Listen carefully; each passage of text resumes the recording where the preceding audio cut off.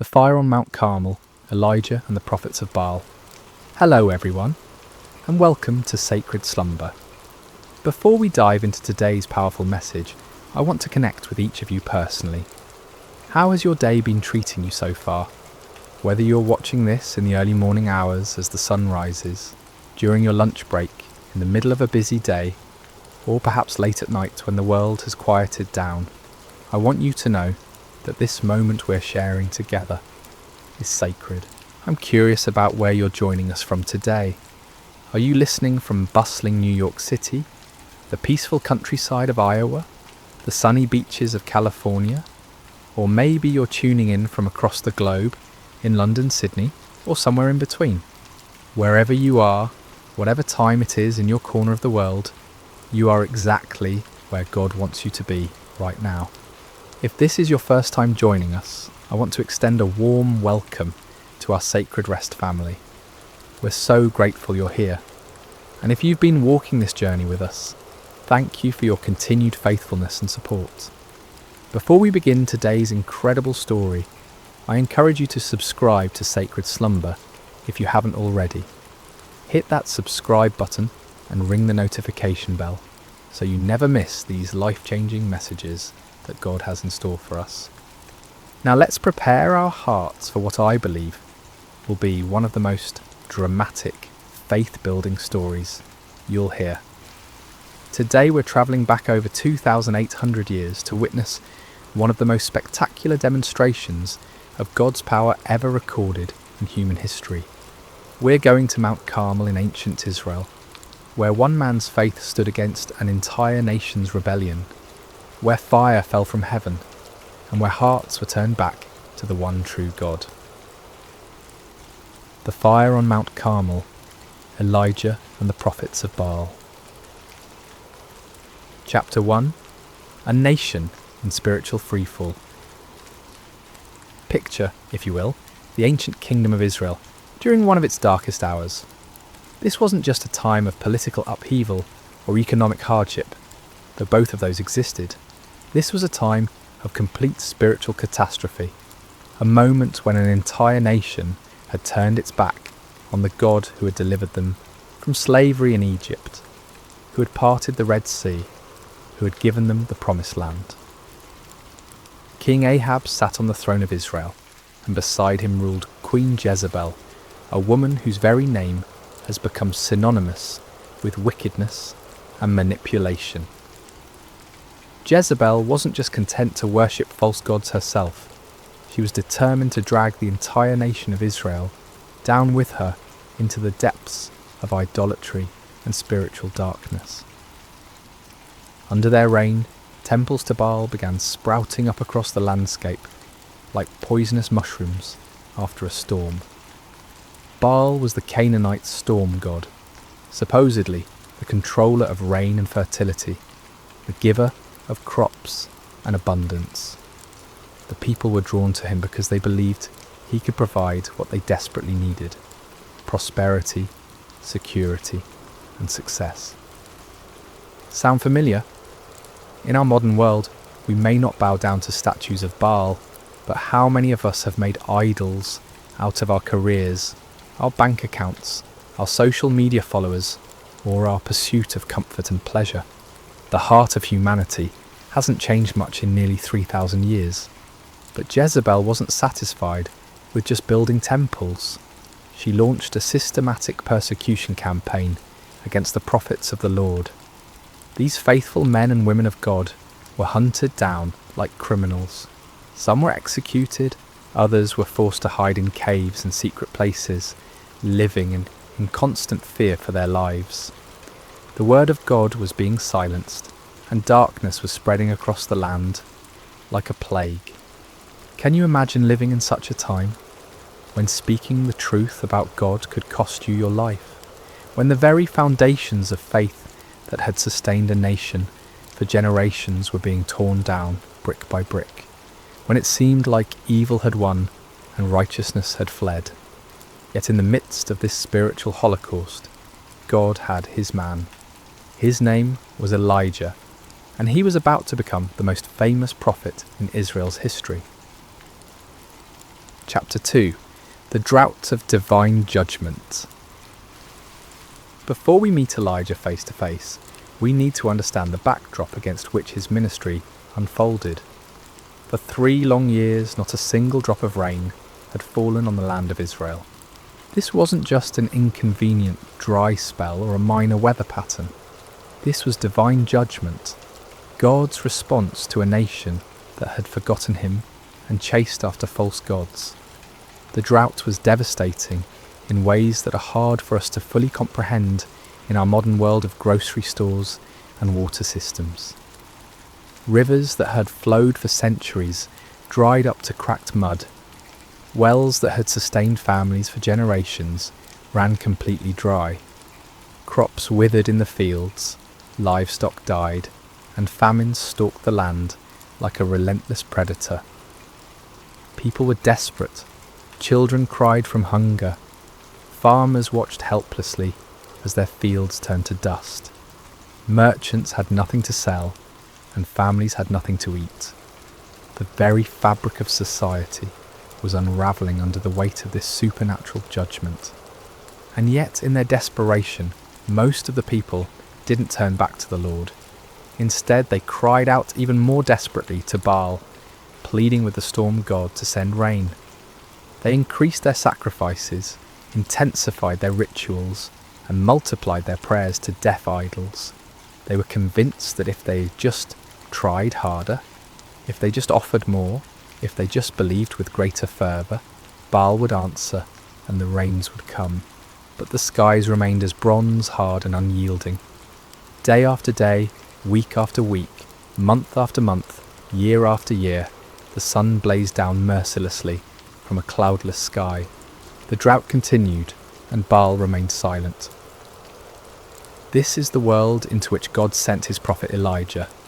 Not a comfortable world of revival meetings and supportive congregations, but a hostile environment where speaking God's truth could mean death, where the majority had embraced lies and where the very elements seemed to declare that God's judgment was upon the land. Chapter 3. Enter Elijah, the man of fire. Elijah appears in the biblical narrative like a bolt of lightning splitting the darkness. We don't know much about his background or his early life. He's introduced simply as Elijah the Tishbite from Tishbe in Gilead. No impressive genealogy, no royal connections, no seminary degrees or credentials. Just a man from a small town that most people had probably never heard of. But what Elijah lacked in pedigree, he more than made up for in faith, courage, and an unshakable conviction that the Lord God of Israel was the one true God. While the nation around him bowed to Baal, Elijah stood firm. While others compromised and conformed, Elijah remained faithful. While the majority chose the easy path of popular religion, Elijah chose the narrow way of truth. God had sustained Elijah supernaturally during the 3 years of drought. First, he had sent him to the brook Cherith, where ravens brought him bread and meat every morning and evening, and he drank from the brook. When the brook dried up, God sent him to a widow in Zarephath, where a handful of flour and a little oil miraculously sustained 3 people for over a year. These experiences had built Elijah's faith to an unshakable level. He had seen God's provision in impossible circumstances. He had witnessed miracles that defied natural law. He had learned to trust completely in God's power and faithfulness, even when everything around him suggested that God had forgotten or abandoned his people. Now, as the drought entered its 3rd year, God was ready to use his seasoned servant for the greatest demonstration of divine power Israel had seen since the days of Moses. The time had come for a showdown that would echo through the ages, a confrontation that would prove once and for all who was the true God and who were merely the inventions of human imagination. Chapter 4. The Divine Commission. The word of the Lord came to Elijah with crystal clarity. Go and present yourself to Ahab, and I will send rain on the land. It was time for the drought to end, but first there would be a reckoning. God wasn't just going to quietly restore the rain and let everyone go back to their lives as if nothing had happened. He was going to make a statement that would be impossible to ignore or explain away. Elijah set out to find King Ahab, but Ahab was already looking for him. The king had been searching throughout his own kingdom and in neighbouring nations, trying to find the prophet he blamed for the drought. When Ahab finally encountered Elijah, his greeting was filled with accusation and anger. "Is that you troubler of Israel?" Can you imagine the audacity? Here was a king who had led his nation into idolatry, who had allowed his wife to murder God's prophets, who had built temples to false gods throughout the land, and he had the nerve to call God's faithful prophet a troublemaker. It's a perfect example of how sin blinds us to our own responsibility and causes us to blame others for the consequences of our own choices. But Elijah didn't back down. With the boldness that comes from knowing you're standing on the side of truth, he fired back. "I have not made trouble for Israel, but you and your father's family have. You have abandoned the Lord's commands and have followed the Baals." This wasn't just a theological debate or a polite disagreement about religious preferences. This was a confrontation between the kingdom of God and the kingdom of darkness, between truth and deception, between the power of the Almighty and the impotence of human-made idols. Chapter 5. The challenge issued. Elijah then issued a challenge that would go down in history as one of the most dramatic moments in all of Scripture. "Now summon the people from all over Israel to meet me on Mount Carmel, and bring the 450 prophets of Baal and the 400 prophets of Asherah who eat at Jezebel's table." Mount Carmel was the perfect location for this showdown. Rising about 1,800 feet above sea level, it offered a commanding view of the surrounding countryside and could accommodate the massive crowd that would gather. More importantly, Mount Carmel was considered sacred to Baal worship. The Canaanites believed it was one of Baal's favourite dwelling places. By choosing this location, Elijah was essentially challenging Baal on his home turf. The terms of the contest were elegantly simple. "Get 2 bulls for us. Let Baal's prophets choose one for themselves, and let them cut it into pieces and put it on the wood, but not set fire to it. I will prepare the other bull and put it on the wood, but not set fire to it. Then you call on the name of your God, and I will call on the name of the Lord. The God who answers by fire, he is God." It was brilliant in its simplicity. No complicated rituals, no ambiguous signs that could be interpreted different ways, no room for trickery or deception. Fire from heaven would be the ultimate proof. The God who could send fire to consume the sacrifice would be proven to be the true God. The people's response revealed both their spiritual confusion and their deep hunger for truth. What you say is good. They were tired of the uncertainty, tired of not knowing which God to trust, tired of the drought and the suffering. They wanted a clear answer, and Elijah's challenge offered exactly that. Chapter 6. The prophets of Baal take the stage. As dawn broke over Mount Carmel, an incredible scene began to unfold. Hundreds of prophets of Baal gathered around their altar, dressed in their ceremonial robes, carrying their ritual instruments, confident in their God's ability to answer their call. After all, they outnumbered Elijah 450 to 1. They had the backing of the royal court. They had been the religious establishment for years. Surely their God would not fail them now, especially not on his sacred mountain. They began their ritual early in the morning with great enthusiasm and confidence. "Baal, answer us," they cried, their voices echoing across the mountainside. They danced around their altar with wild abandon, their movements becoming more and more frenzied as they worked themselves into a religious fervour. This wasn't a quiet, dignified ceremony. This was raw, primal religion at its most intense. They leaped and shouted, they waved their arms and beat their chests. They called upon their God with every fibre of their being. The sound of their voices, the pounding of their feet, the clashing of their instruments created a cacophony that could be heard for miles around. But as the morning wore on and became noon, something became increasingly obvious. Nobody was answering.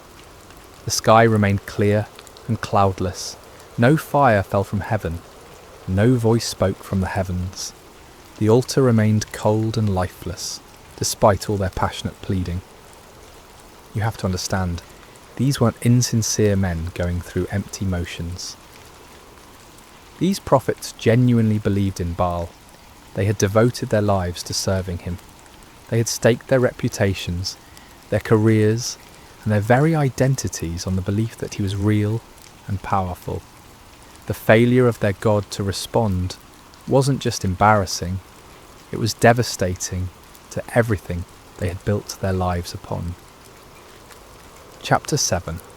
Elijah's Divine Sarcasm. As the noon sun blazed overhead and the prophets of Baal continued their increasingly desperate rituals, Elijah decided it was time for some divine commentary. With a wit that was both cutting and brilliant, he began to mock their futile efforts. "Shout louder! Surely he is a god. Perhaps he is deep in thought, or busy, or travelling. Maybe he is sleeping and must be awakened." Can you imagine the scene? Here's Elijah, one man against 450, calmly watching their frantic efforts and offering helpful suggestions for why their God might not be responding. The sarcasm was devastating because it highlighted the absurdity of their situation. If Baal was truly the almighty storm god they claimed he was, why would he need to be awakened? Why would he be too busy or distracted to answer his devoted followers in their hour of greatest need? But Elijah's mockery served a deeper purpose than just humiliating the false prophets. He was exposing the fundamental weakness of all false gods. They are not truly there. They cannot hear because they have no ears. They cannot speak because they have no voice. They cannot act because they have no power.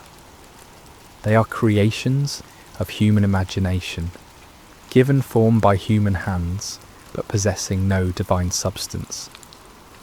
The prophets of Baal, stung by Elijah's taunts and desperate to prove their God's reality, intensified their efforts to an almost unbelievable degree. They began to cut themselves with swords and spears, following their religious traditions until their blood flowed freely. This wasn't just symbolic, this was literal self-mutilation in the name of religious devotion.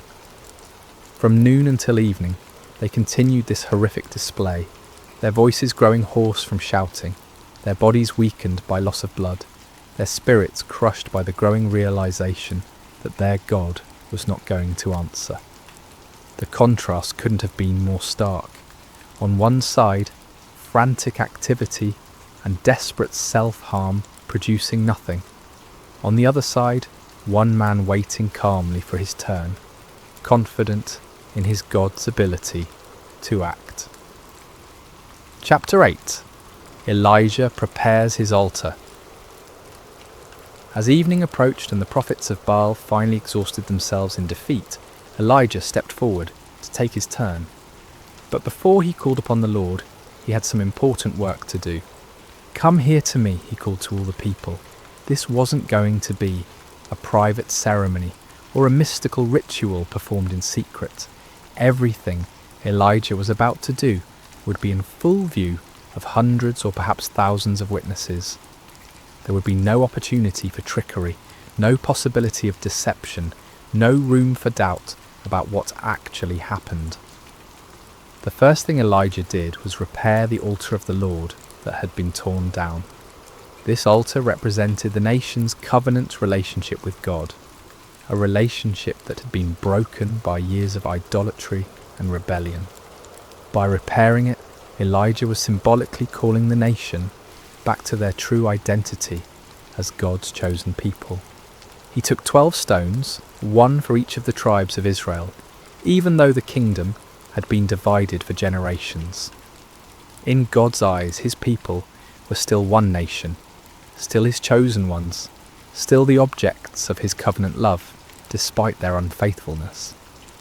Each stone was a reminder of God's promises to Abraham, Isaac and Jacob, promises that remained in effect despite the people's rebellion. With these 12 stones, Elijah built an altar in the name of the Lord. Then he dug a trench around it, large enough to hold about 15 litres of water. This wasn't just for dramatic effect, it was about to serve a very important purpose in demonstrating that what was about to happen could only be attributed to divine intervention. Chapter 9. The Ultimate Act of Faith. What Elijah did next was so audacious, so seemingly foolish, that it takes your breath away. Remember, this was in the 3rd year of a devastating drought. Water was more precious than gold. People were dying of thirst. Every drop was carefully conserved and rationed.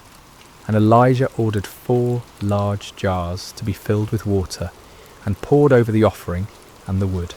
Can you imagine the gasps from the crowd?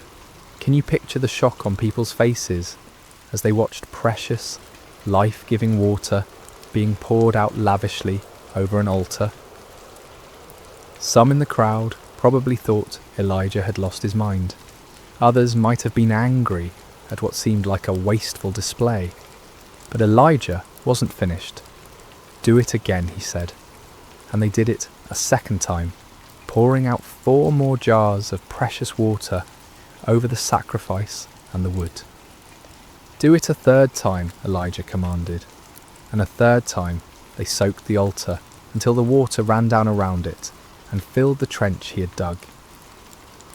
12 jars of water in total. Everything was completely saturated. The wood was soaked through. The sacrifice was drenched. The stones were wet. Even the ground around the altar was muddy with water. If anyone had been planning to suggest that Elijah had somehow hidden fire or used trickery to ignite his altar, that possibility was now completely eliminated. This act of faith was staggering. Elijah was so confident in God's power that he was willing to make the miracle as difficult as possible. He wasn't just asking God to light dry wood. He was asking him to consume a sacrifice that was literally underwater. He was putting his reputation, his ministry, and his very life on the line, betting everything on God's ability to do the impossible. Chapter 10. The Prayer that Shook Heaven and Earth. As evening approached and the time for the evening sacrifice arrived, Elijah stepped up to the altar he had prepared. The moment had come. Everything led to this point. The drought, the confrontation with Ahab, the challenge to the prophets of Baal, the repair of the altar, the soaking with water, all of it was preparation for this moment when one man would call upon the name of the Lord. But notice what Elijah didn't do. He didn't scream and shout like the prophets of Baal. He didn't dance wildly, or cut himself, or work himself into a frenzy. He didn't perform elaborate rituals, or recite complicated incantations. He simply prayed, and his prayer was a model of faith, simplicity, and complete dependence upon God. "Lord, the God of Abraham, Isaac, and Israel," he began, immediately identifying the God he served not as a local deity or a tribal god, but as the God of the covenant, the God who had made promises to the patriarchs and had been faithful to those promises for generations. "Let it be known today that you are God in Israel, and that I am your servant and have done all these things at your command." This wasn't about Elijah's reputation or glory. This wasn't about proving his own power or wisdom. This was about demonstrating to a watching world that the Lord alone is God, and that Elijah was merely his obedient servant. "Answer me, Lord, answer me, so these people will know that you, Lord, are God, and that you are turning their hearts back again." The purpose of the miracle wasn't to show off or to defeat enemies, but to turn hearts back to God. This was an act of divine love, a desperate attempt to rescue a nation from the spiritual destruction they had brought upon themselves. The prayer was short, simple, and powerful. No theatrical performance, no manipulation of emotions, no attempt to work up faith through human effort. Just a straightforward request from a faithful servant to his all-powerful God. Chapter 11. Fire falls from heaven. What happened next has never been equalled in human history. The response to Elijah's prayer was immediate, dramatic, and absolutely unmistakable. Fire fell from heaven. Not a small flame that gradually grew, not a spark that ignited the wood, not a natural phenomenon that could be explained by meteorology or chemistry. This was supernatural fire, divine fire, holy fire that blazed down from the throne of God himself. And this fire didn't just consume the sacrifice, it didn't just burn up the wood, it consumed everything. The offering was instantly vaporized. The wood disappeared in a flash. The 12 stones that Elijah had so carefully arranged were completely consumed. Even the soil around the altar was burned up. The water in the trench, all those precious gallons that had been poured out, was licked up by the divine flames as if it had never been there. The heat must have been incredible. The light must have been blinding. The sound must have been like thunder echoing across the mountainside. Everyone watching would have felt the power of God in a way that shook them to their very core. This wasn't just a miracle, it was a demonstration of absolute divine authority. God was making a statement that could not be ignored, denied, or explained away. He was declaring to Israel, to the prophets of Baal, to King Ahab and Queen Jezebel, and to everyone watching, that he alone is God, that he alone has power over the elements, and that he alone deserves worship and obedience. Chapter 12. The people's response. When the people saw the fire fall from heaven and consume everything on the altar, their response was immediate and overwhelming. They fell prostrate on the ground, not just kneeling, but face down in the dirt, overwhelmed by the presence and power of the Almighty God. And they cried out in unison, "The Lord, He is God! The Lord, He is God!" Think about what this meant. Many of these same people had been worshipping Baal just hours before. They had been convinced that the storm god was real and powerful. They had invested their hopes, their prayers, and their sacrifices in a false deity. But now, confronted with undeniable evidence of God's power, they acknowledged the truth they had been running from for 3 years. This wasn't just an intellectual acknowledgement or a polite religious sentiment. This was a deep, heart-level recognition of divine authority. They had seen something that shattered their old beliefs and transformed their understanding of spiritual reality. The God of Israel, the God of Abraham, Isaac and Jacob, the God their fathers had worshipped. He was the true God, and all other gods were mere pretenders. The cry, "The Lord, He is God," became a declaration of faith that echoed across the mountainside and down through the centuries. It was a moment of national awakening, a turning point when an entire people group remembered who they were and whose they were. Chapter 13. Justice and Restoration. But the story didn't end with the people's declaration of faith.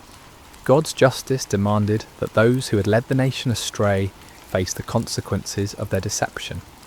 Under Elijah's direction, the people seized the 450 prophets of Baal who had spent the day proving the powerlessness of their God.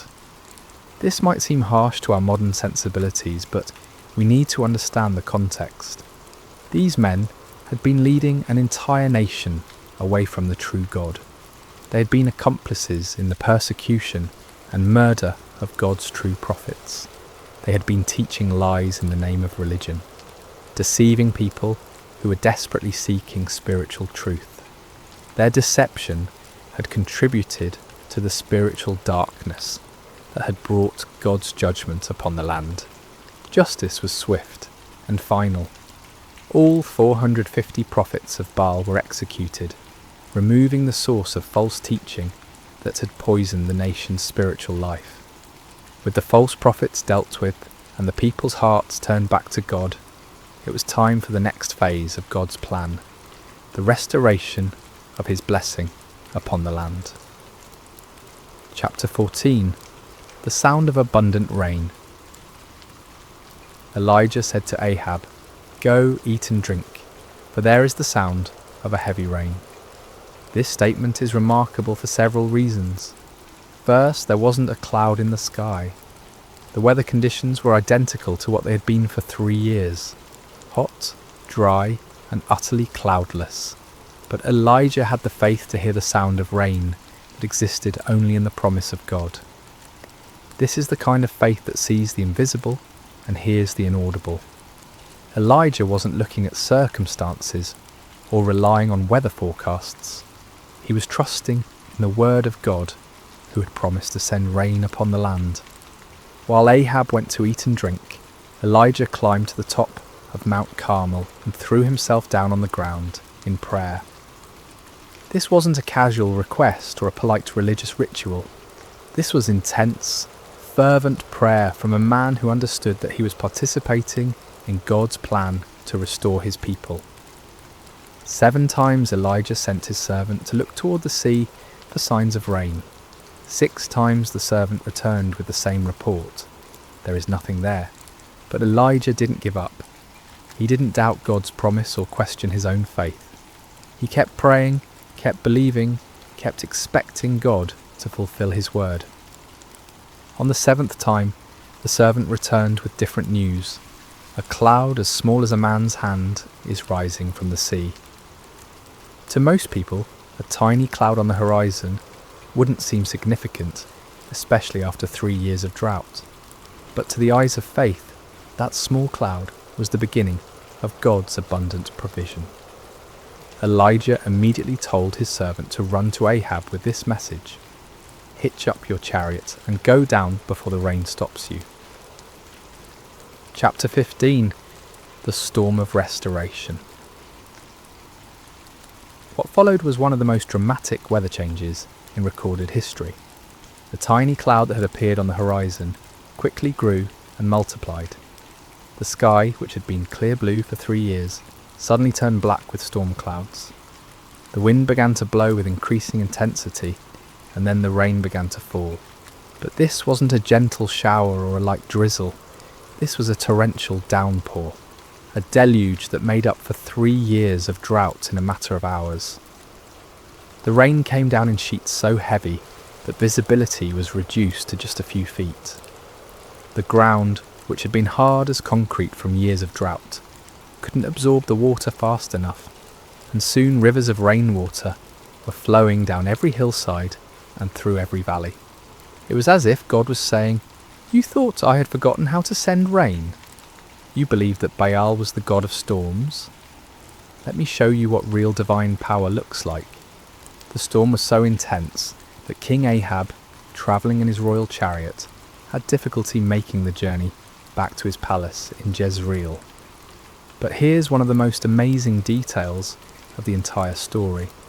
The power of the Lord came on Elijah, and tucking his cloak into his belt, he ran ahead of Ahab's chariot all the way to Jezreel. Picture this scene. A middle-aged prophet who had just spent an entire day in intense spiritual warfare, who had just called down fire from heaven and orchestrated the execution of 450 false prophets who had just prayed intensely for rain. This same man was given supernatural strength to outrun a horse-drawn chariot for about 17 miles through a driving rainstorm. This wasn't natural human endurance. This was divine empowerment, God's way of putting an exclamation point on the entire day's events. Even in the storm, even in the exhaustion, that should have followed such an intense spiritual battle, God's power was sufficient to carry his faithful servant. Chapter 16. Lessons for today. The story of Elijah on Mount Carmel is far more than just an exciting historical account. It's a template for understanding how God works in our world today and how he calls each of us to live lives of faith and courage. First, we see the power of standing alone for truth. Elijah was outnumbered 450 to 1, but he wasn't really alone because God was with him. In our culture today, it often feels like those who stand for biblical truth are vastly outnumbered by those who have embraced the false gods of our age. Materialism, relativism, hedonism, and secular humanism.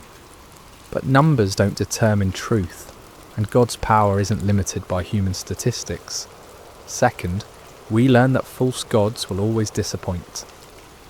The prophets of Baal cried out to their God from morning until evening, but he never answered because he wasn't real. Today's false gods, money, success, pleasure, power, technology, entertainment, promise fulfillment, but can never deliver on their promises. Only the true God can satisfy the deepest longings of the human heart. Third, we see that God often chooses to work through ordinary people who have extraordinary faith. Elijah wasn't from a prominent family or an influential background. He was just a man who believed God and was willing to stake everything on that belief. God is still looking for such people today, men and women who will trust him completely and obey him fully, regardless of the circumstances or the opposition. Fourth, we learn the importance of prayer in the life of faith. Elijah's prayer was simple but powerful because it was offered in complete faith and alignment with God's will. He wasn't trying to manipulate God or impress people. He was simply communicating with his heavenly Father and trusting him to act according to his promises. Fifth, we see that God's miracles often come after periods of preparation and testing. The 3 years of drought weren't just punishment for sin, they were preparation for a miracle. God was setting the stage for a demonstration of his power that would be undeniable and unforgettable. Sometimes what looks like delay in our lives is actually divine preparation for something greater than we could imagine. Conclusion. Where is your Mount Carmel? As we conclude this incredible story, I want to ask you a personal question. Where is your Mount Carmel? What situation in your life is calling for a clear demonstration of God's power and faithfulness? What false gods have you been trusting instead of the one true God? What impossible circumstance are you facing that only divine intervention can resolve? Maybe you're facing a financial crisis that seems hopeless and you need God to provide for your needs in supernatural ways. Perhaps you're dealing with a health challenge that has left doctors puzzled, and you need the great physician to demonstrate his healing power. It could be that you're struggling with a relationship that seems beyond repair, and you need the God of restoration to work a miracle in your marriage or family. Or maybe your Mount Carmel is more internal. Maybe you've been worshipping the false gods of success, approval, comfort, or control, and you need to experience the reality of God's presence and power in a fresh way. Maybe you've been trying to live the Christian life in your own strength, and you need to discover what it means to depend completely on God's power rather than your own abilities. The same God who answered Elijah's prayer with fire from heaven is still on the throne today. He still hears the prayers of his people. He still demonstrates his power in impossible situations. He still turns hearts back to himself and brings restoration where there has been devastation. But like Elijah, we must be willing to stake everything on God's faithfulness. We must be prepared to stand alone if necessary, to trust when circumstances seem impossible, to pray with faith rather than doubt, and to give God the opportunity to to show his power in ways that will leave no doubt about his reality and love. The fire that fell on Mount Carmel that day wasn't just about proving that the Lord is God, though it certainly did that. It was about a loving father reaching out to his wayward children, demonstrating his power not to destroy them but to draw them back to himself. It was about restoration, redemption, and the kind of love that will go to any lengths to rescue those who are precious to him. That same love is reaching out to you today. That same power is available to you in your situation. That same God who answered Elijah is waiting to answer your prayers and demonstrate his faithfulness in your life. The question isn't whether God is able. The question is whether you're willing to trust him completely, to step out in faith even when the odds seem impossible, and to give him the opportunity to show his power in your Mount Carmel moment. So I challenge you today, don't settle for the false gods of our culture. Don't be satisfied with a powerless religion that looks good on the surface but lacks the reality of divine presence. Cry out like the people on Mount Carmel, "The Lord, he is God. The Lord, he is God." And then watch as the fire of his presence transforms your impossible situation into a testimony of his faithfulness and power. The same God who sent fire from heaven is ready to move in your life today. Are you ready to trust him completely and see what he will do? Remember to subscribe to Sacred Rest for more life-changing messages like this one. Until next time, may you know the reality of God's presence and power in every area of your life. God bless you. Hello, dear listener, and welcome to Sacred Slumber. Before we begin tonight's story, I'd love to know how your day has been. Whatever time it is where you are in the world, whether you're settling in for the evening or finding a quiet moment during your day, you're exactly where you need to be. We have listeners joining us from every corner of the globe, and it's beautiful to think that we're all connected through these ancient stories that continue to speak to our hearts today. If this story brings you peace and you'd like to hear more like it, please consider subscribing to Sacred Slumber. Now let us journey back over 3,000 years to a time when the hills of ancient Israel echoed with the cries of an oppressed people, and discover how God chose the most unlikely hero to deliver them. The sun blazed mercilessly over the barren hills of ancient Israel, its heat seeming to mock the suffering people below. For 7 long years, the shadow of oppression had fallen across the promised land, like a plague that would not lift. The Midianites, fierce nomadic warriors from the desert, had swept down upon Israel like locusts, devouring everything in their path. In caves carved into limestone cliffs, families huddled in darkness, their faces gaunt with hunger and hollow with despair. Children, who should have been playing in village squares instead, learned to recognise the distant thunder of approaching hoofbeats, the signal to flee deeper into their rocky refuges. The once fertile valleys that had flowed with milk and honey now lay trampled and barren, stripped clean by the endless raids of their oppressors. The Israelites had forgotten what it meant to harvest their own crops. Each year they would plant in hope, tending their fields with trembling hands, always listening for the sound that would send them running. And each year, just as the grain began to ripen, the Midianites would come. They arrived like a sandstorm, their camels innumerable as the sand by the sea, their warriors dark silhouettes against the burning sky. They took everything, left nothing, and vanished back into the wilderness, leaving behind only dust and desperation. In this time of darkness, when hope seemed as distant as the stars, there lived a young man named Gideon. He was not what anyone would call a mighty warrior. His hands, though calloused from labour, had never gripped a sword in battle.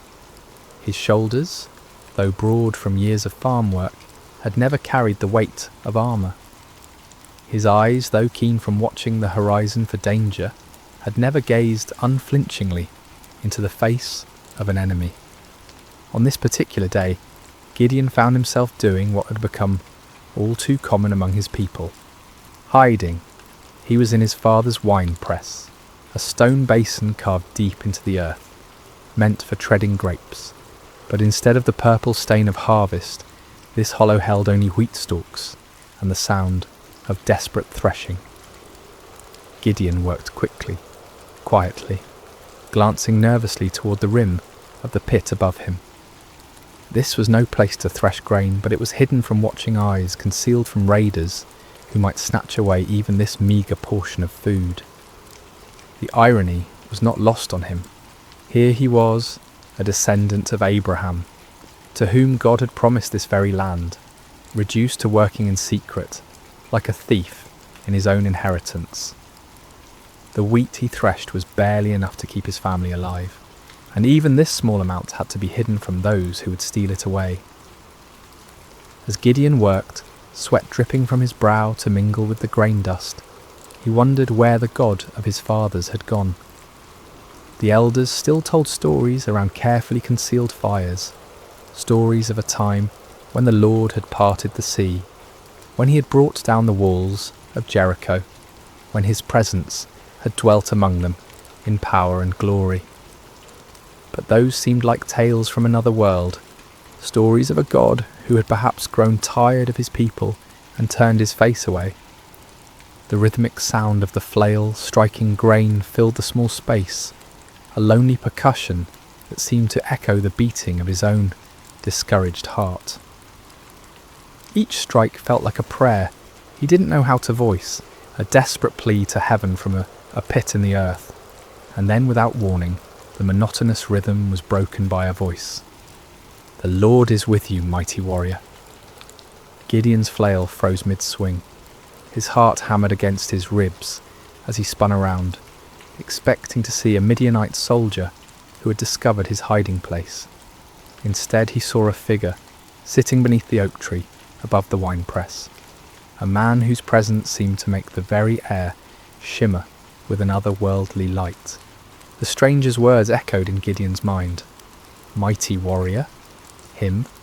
The man who threshed wheat in secret, who started at shadows, who had never held anything more dangerous than farming tools? Surely this visitor was either mocking him or mistaken about who he was addressing. Gideon climbed slowly from the winepress, his legs unsteady, not from exertion, but from the strange presence of this visitor. The man beneath the oak appeared ordinary enough, yet something in his bearing, something in the way the light seemed to gather around him, spoke of anything but ordinary humanity. "Pardon me, my lord," Gideon said, his voice betraying his confusion and fear. "But if the Lord is with us, why has all this happened to us? Where are all his wonders that our ancestors told us about when they said, 'Did not the Lord bring us up out of Egypt?' But now the Lord has abandoned us and given us into the hand of Midian." The words tumbled out of him like water breaking through a dam. 7 years of bottled frustration, 7 years of unanswered prayers, 7 years of watching his people suffer, while heaven remained silent. If this stranger claimed the Lord was with them, then where was the evidence? Where was the God who had once fought for Israel, with fire and earthquake, with angel armies and miraculous interventions? The figure beneath the oak tree regarded him with eyes that seemed to hold depths of understanding far beyond human measure. When he spoke, his voice carried an authority that made the ground beneath Gideon's feet feel somehow more solid, as if reality itself paid attention to his words. "Go in the strength you have and save Israel out of Midian's hand. Am I not sending you?" Gideon felt his knees nearly buckle. Save Israel? Him? The man who hid in wine presses, who jumped at the sound of the wind through the barley? This had to be some terrible mistake, some cosmic error in judgment. "Pardon me, my lord," he said again, his voice barely above a whisper, "but how can I save Israel? My clan is the weakest in Manasseh, and I am the least in my family." It was true. His family held no position of honour among the tribe. They owned no great flocks, commanded no respect in the councils of the elders. Gideon himself was the youngest son, the one who tended to mundane tasks while others made important decisions. He was nobody special, nobody who mattered, nobody whom anyone would follow into battle. But the mysterious visitor seemed unmoved by these protests. "I will be with you," he said simply, "and you will strike down all the Midianites, leaving none alive." The promise hung in the air between them, impossible and overwhelming. Gideon's mind reeled as he tried to comprehend what was being asked of him. But if this was truly a messenger from the Lord, if this was indeed the God of his fathers speaking to him, then surely he could ask for some sign, some proof that this wasn't merely the product of too much sun and too little food. "If now I have found favour in your eyes," Gideon said carefully, "give me a sign that it is really you who speaks with me. Please do not go away until I come back, and bring my offering and set it before you." The figure nodded gravely. "I will wait until you return." Gideon hurried to his house, his heart pounding with a mixture of terror and desperate hope. He prepared what he could offer: a young goat, unleavened bread made from precious flour, broth to complete the meal. It was a significant sacrifice for a family that had so little, but if there was even the slightest chance that the God of Israel was truly speaking to him, no cost was too great. When he returned to the oak tree, the stranger was still there, patient as stone, eternal as the hills. Gideon set the meat on a rock, poured out the broth, and waited to see what would happen. The visitor extended the staff in his hand and touched the meat and bread. Instantly, fire flared up from the rock, consuming the offering completely. In the same moment, the figure vanished from sight, leaving Gideon alone with the blackened stone and the certain terrifying knowledge that he had been speaking with an angel of the Lord. "Alas, sovereign Lord," Gideon cried out, falling to his knees, "I have seen the angel of the Lord face to face." But even as fear overwhelmed him, a voice spoke from heaven itself. "Peace, do not be afraid, you are not going to die." Gideon built an altar there and called it "The Lord is Peace," but peace was far from what he felt in his heart. That very night, the Lord spoke to him again, commanding him to tear down his father's altar to Baal and cut down the Asherah pole beside it. It was to be his first act of obedience, his first step toward the impossible task that lay ahead. Under cover of darkness, accompanied by 10 servants, Gideon did as he was commanded. They worked quietly, dismantling the stone altar and chopping down the wooden symbol of false worship. In their place, Gideon built an altar to the Lord and offered a bull as a sacrifice, using the wood from the Asherah pole as fuel for the fire. When morning came, the men of the town discovered what had been done. Their rage was immediate and fierce. They demanded that Joash, Gideon's father, bring out his son to be killed for destroying the altar of Baal. But Joash surprised everyone, including his son, with his response. "Are you going to plead Baal's cause?" he asked the angry crowd. "If Baal really is a god, he can defend himself when someone breaks down his altar." From that day on, Gideon was called Jerub-Baal, meaning "let Baal contend with him." But even after this first victory, even after seeing fire consume his sacrifice and hearing the voice of the Lord, doubt still gnawed at Gideon's heart like a persistent wound. When the Midianites assembled once again for their annual raid, gathering in the valley like a dark sea of destruction, Gideon knew the time had come. Yet still he hesitated, still he needed more assurance. That night he took a wool fleece and placed it on the threshing floor. "If you will save Israel by my hand as you have promised," he prayed, "look, I will place a wool fleece on the threshing floor. If there is dew only on the fleece and all the ground is dry, then I will know that you will save Israel by my hand, as you said." In the morning the fleece was soaked with dew, while the ground around it was completely dry. Gideon wrung out the fleece and filled a bowl with water. But still he doubted.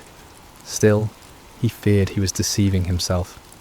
"Do not be angry with me," he prayed again. "Let me make just one more request. Allow me one more test with the fleece, but this time make the fleece dry and let the ground be covered with dew." And God, patient with his fearful servant, did exactly as Gideon asked. The next morning, the fleece was dry while dew covered all the ground around it. Finally, Gideon could doubt no longer. The signs were clear, the calling was certain. The God of Israel had indeed chosen him, the least and the weakest, to deliver his people from their oppressors. But as Gideon would soon discover, God's ways of winning battles were as unexpected as his choice of champions. Word spread quickly through the hill country of Israel. Gideon, son of Joash, had called for warriors to gather at the spring of Harod. The response was overwhelming. Men came from every tribe, every village, every cave where families had been hiding. They came carrying whatever weapons they could find. Old swords passed down from fathers, farming implements that could serve as spears, slings and stones gathered from riverbeds. 32,000 men answered the call. It was a significant force, larger than any army Israel had mustered in years. As Gideon looked out over the sea of faces, weathered by years of oppression, but now bright with hope, he felt a stirring of confidence. Perhaps this task wouldn't be as impossible as it had seemed. But even as he counted his forces, Gideon knew they were still vastly outnumbered. In the valley below, the Midianites and their allies spread across the landscape like a plague of locusts. Their camels were indeed as numerous as the sand on the seashore. Their warriors a dark tide that seemed to stretch to the horizon. Conservative estimates put their numbers at over 100,000 fighting men, but some said there were twice that many. Gideon was contemplating these daunting odds when the Lord spoke to him once again, and the words he heard made his blood run cold. "You have too many men," the Lord said. "I cannot deliver Midian into their hands, or Israel would boast against me. My own strength has saved me. Now announce to the army, anyone who trembles with fear may turn back and leave Mount Gilead." Too many men. Gideon stared out at his army, then down at the vast enemy host in the valley.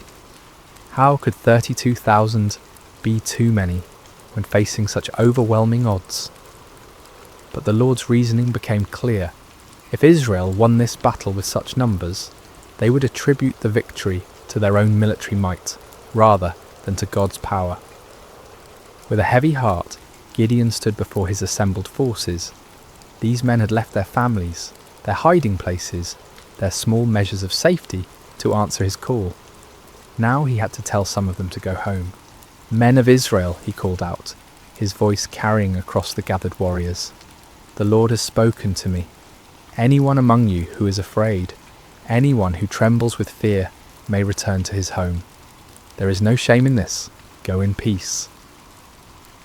A murmur rippled through the crowd. Some men looked relieved, others confused, still others ashamed. But slowly, surely, men began to step forward, to gather their belongings, to turn away from the camp. What started as a trickle became a stream, then a flood. By evening, 22,000 men had departed for their homes, leaving only 10,000 behind. Gideon watched them go with a mixture of understanding and dread. He couldn't blame them for their fear, not after 7 years of running and hiding, but now his army was less than a third of its original size, facing an enemy that seemed to grow larger with every passing hour. Surely now the Lord would be satisfied with the numbers. Surely now they could plan their attack, develop their strategy, prepare for battle. But as the sun set over the camp, painting the sky the colour of blood, the voice of the Lord came to Gideon once more. "There are still too many men," the Lord said. "Take them down to the water, and I will thin them out for you there." Gideon felt as if the ground was shifting beneath his feet. Still too many? 10,000 men were still too many to face 100,000? What kind of battle was the Lord planning? The next morning Gideon led his remaining men down to the spring of Harod. The water was clear and cold, bubbling up from underground sources that had never failed, even in the driest years. The men were thirsty from the march and eager to drink. Separate those who lapped the water with their tongues, as a dog laps from those who kneel down to drink, the Lord instructed. Gideon watched carefully as his men approached the water. Most of them, weary and relieved to finally rest, knelt down and put their faces directly to the stream, drinking deeply. But a few, perhaps more cautious or alert, cupped water in their hands and lapped it quickly while keeping their eyes up, watching for danger. When the test was complete, Gideon counted with growing amazement and terror. Only 300 men had lapped the water like dogs. 300 out of 10,000. 300 to face the multitudes of Midian. With the 300 men that lapped I will save you and give the Midianites into your hands, the Lord said.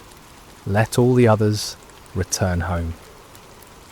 The dismissal of the remaining 9,700 men was even more painful than the first reduction. These were the men who had stayed when others fled, who had shown courage and commitment. Yet now they too had to be sent away, carrying with them the supplies and provisions that would have sustained a larger force. As evening fell over the camp, Gideon found himself staring at his tiny army. 300 men sat around small fires, their faces illuminated by flickering flames. Some sharpened weapons, others mended gear, still others simply stared into the darkness where their enemies waited. They were farmers and shepherds, craftsmen and traders. None of them were professional soldiers. None of them had trained for this kind of warfare.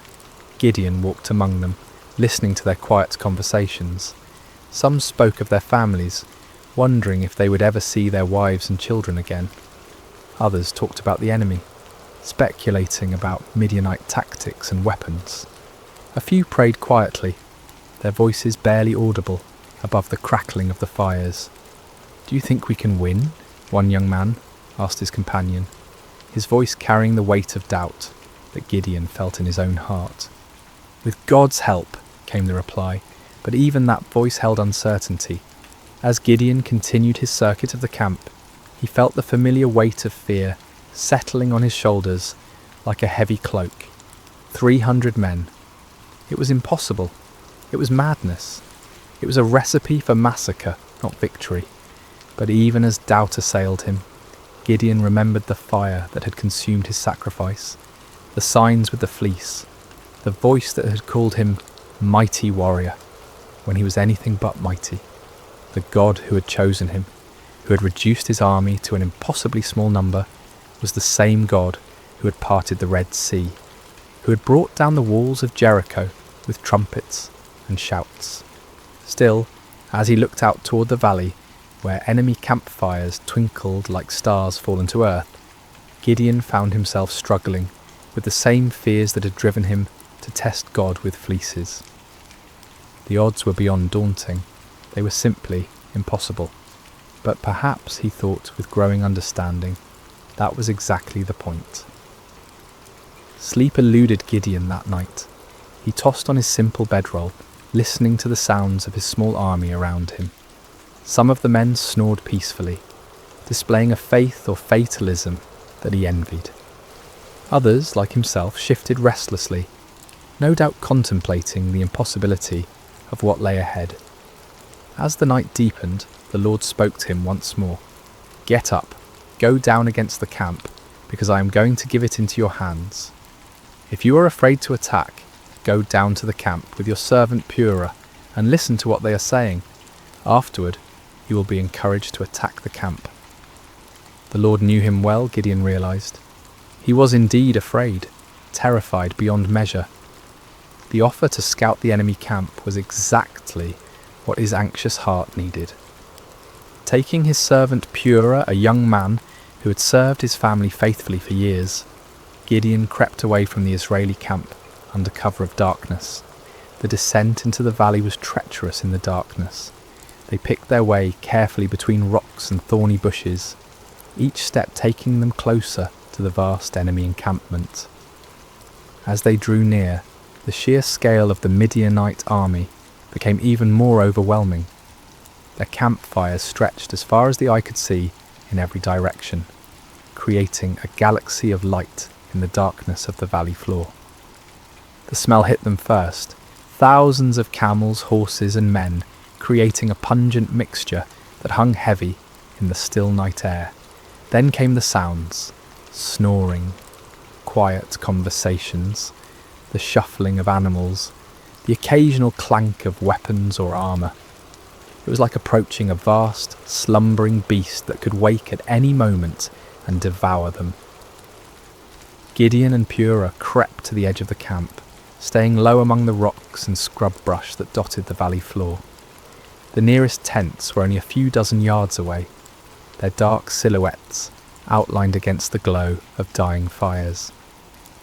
Guards moved slowly through the camp, but their attention was focused inward, watching for disturbances among their own people rather than looking outward for threats. As they settled into their hiding place, Gideon heard voices from a nearby tent. Two men were talking in low tones, their conversation carrying clearly in the still night air. "I had the most disturbing dream," one man was saying. "I dreamed that a round loaf of barley bread came tumbling into the Midianite camp. It struck the tent with such force that the tent overturned and collapsed." His companion was quiet for a moment before responding, and when he did, his voice was heavy with foreboding. "This can be nothing other than the sword of Gideon, son of Joash, the Israelite. God has given the Midianites and the whole camp into his hands." Gideon felt as if lightning had struck him. Here in the heart of the enemy camp, these soldiers were talking about him, about his victory, about their own defeat. The dream was clearly a sign from God. A simple barley loaf, representing humble Israel, would overturn the mighty tent of Midian. He grasped Purah's arm, and together they crept back through the darkness, toward their own camp. But now the impossible seemed possible. Now the 300 seemed not like a pitifully small force, but like the perfect instrument of God's power. The enemy was already defeated in their hearts. All that remained was to make that defeat a reality.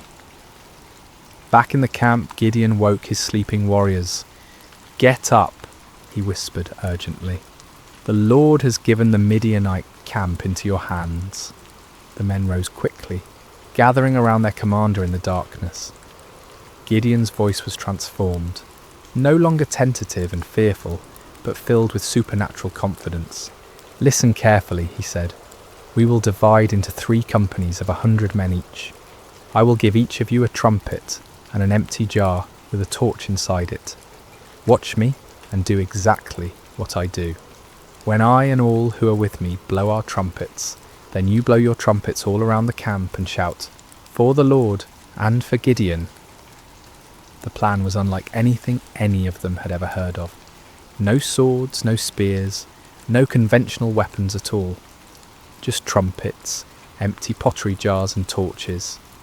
It seemed almost like madness, but there was something in Gideon's voice, something in his bearing, that convinced them this was indeed the Lord's strategy. The men moved quickly and quietly to gather the supplies they would need. Clay jars were found and emptied. Torches were prepared and placed carefully inside, so that their light was completely hidden. Each man took a trumpet, though few of them had any experience with such instruments. The plan didn't require musical skill, however, only the ability to make noise. As the first company prepared to move out, Gideon looked at his men one final time. These farmers and shepherds, these ordinary men who had answered an extraordinary call, were about to attempt something that would be remembered for generations to come. They were terrified. He could see it in their faces, but they were also determined. They'd come too far to turn back now. "Remember," Gideon said quietly, "we are not fighting this battle alone. The Lord goes before us. Trust in him, follow my lead, and we will see the salvation of Israel this very night." The 3 companies spread out in the darkness, moving carefully around the perimeter of the enormous enemy camp. It took time to get into position, with each group having to navigate difficult terrain while carrying their unusual equipment. But finally, just as the middle watch began, just as the guards were changing and the camp was at its most vulnerable, Gideon's company reached their position on one side of the valley. He looked across the vast sea of tents and fires, knowing that his other 2 companies were in position on the other sides. Somewhere out there in the darkness, 200 other men were waiting for his signal, trusting him to lead them in this impossible venture. Gideon raised his trumpet to his lips, lifted his jar with its hidden torch, and prepared to find out whether the God of Israel would indeed fight for his people. The moment had come. 300 men were about to challenge an army of over 100,000, armed with nothing but faith and the most unusual weapons in the history of warfare. The fate of Israel hung in the balance, suspended in the darkness between doubt and faith, between human impossibility and divine power. The signal came like thunder splitting the night sky. Gideon's trumpet blast echoed off the hills surrounding the valley, a piercing note that seemed to come from heaven itself. In the same instant, he smashed his clay jar against a rock, releasing the torch inside to blaze forth like a star suddenly born in the darkness. "A sword for the Lord and for Gideon," he shouted at the top of his lungs. The response was immediate and devastating. All around the perimeter of the vast Midianite camp, 299 other men followed their commander's example. The sound was indescribable. 300 trumpets blowing at once, creating a wall of noise that seemed to shake the very foundations of the earth. 300 clay jars smashed simultaneously, the sound like thunder crashing over and over again. 300 torches suddenly blazed to life, creating a ring of fire around the sleeping army. And 300 voices roared out the battle cry, "A sword for the Lord and for Gideon." The effect on the Midianite camp was catastrophic. Men who had been sleeping peacefully moments before were jolted awake by the tremendous noise, their minds struggling to comprehend what was happening. In the darkness, disoriented and terrified, they saw only the ring of torches surrounding them, and heard only the overwhelming sound of trumpets and shouting. To their sleep-clouded minds, it seemed as if they were surrounded by a vast army. The torches suggested thousands of soldiers, each one marking a warrior ready to attack. The trumpet spoke of organised military might, of disciplined forces moving in coordinated assault. The unified battle cry indicated an enemy confident of victory, sure of their superior strength. Panic spread through the camp like wildfire. Men stumbled from their tents, grabbing weapons, looking desperately for officers to tell them what to do. But in the chaos and darkness, with the deafening noise continuing all around them, communication was impossible. No one could hear orders over the sound of 300 trumpets. No one could see clearly through the confusion of flickering torches and deep shadows. "We're surrounded," someone screamed. "The whole Israeli army is here," shouted another. "We're all going to die," cried a third. The panic was contagious, spreading from tent to tent, from company to company, until the entire vast army was in the grip of terror. Men began running in all directions, some trying to escape what they perceived as encirclement, others attempting to mount some kind of defence against an enemy they couldn't see or understand. In their confusion and fear, the unthinkable began to happen. Midianite soldiers, unable to distinguish friend from foe in the chaos, began attacking each other. A man running through the darkness looked like an enemy soldier. A voice shouting commands in the confusion sounded like the voice of an Israeli warrior. Every shadow could be hiding an attacker. Swords were drawn not against the 300 Israelites on the perimeter, but against fellow Midianites. Spears were thrust not at the enemy, but at allies who had become indistinguishable from foes in the panic and darkness. The great army that had terrorized Israel for 7 years was turning on itself, destroying itself in its fear and confusion. Gideon and his men maintained their positions around the camp, continuing to blow their trumpets and brandish their torches, watching in amazement as their enemies did the work of destruction for them. It was the most extraordinary battle any of them had ever witnessed, a battle won without striking a single blow, a victory achieved through terror rather than traditional warfare. As the chaos in the camp intensified, the Midianites began a massive retreat. Those who could find their camels or horses fled toward the Jordan River and beyond.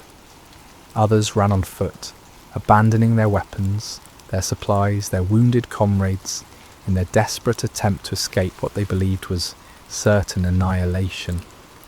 But Gideon was not content to simply watch his enemies flee.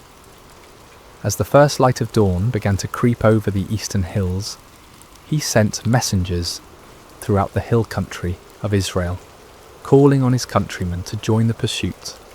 "Come down against the Midianites," the messengers proclaimed, "and seize the waters of the Jordan ahead of them as far as Beth-barah." The response was immediate and enthusiastic. Men who had been hiding in caves for 7 years suddenly found themselves called to active pursuit of their oppressors. They came streaming down from the hills, like water released from a dam, energized by the news that the mighty Midianite army was in full retreat.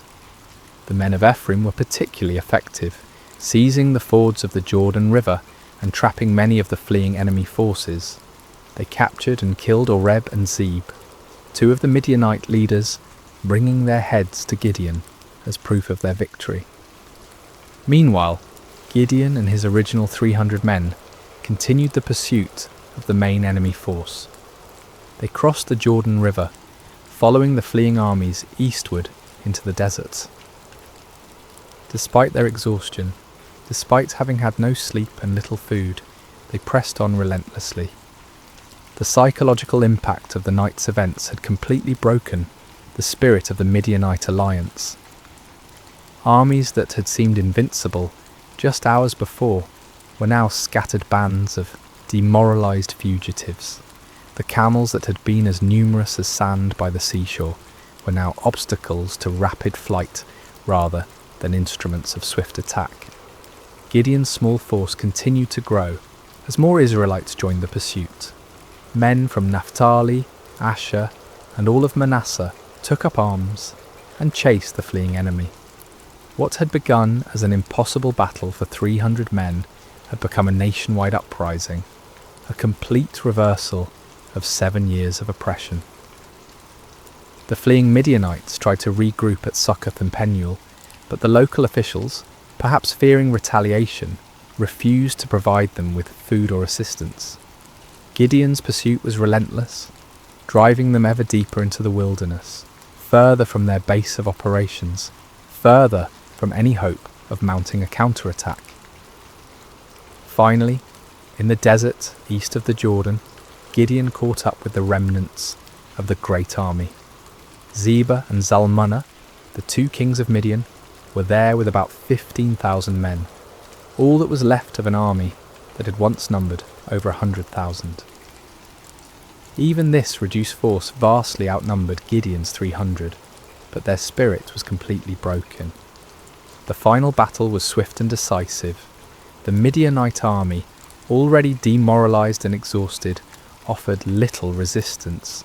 Zebah and Zalmunna were captured alive, bringing to an end the 7-year reign of terror that had plagued Israel. As the sun set on that remarkable day, Gideon found himself looking out over a battlefield strewn with the evidence of complete victory. The mighty army that had seemed invincible just 24 hours earlier was destroyed. The kings who had terrorized his people were prisoners. The oppression that had driven Israel into caves and hiding places was broken forever.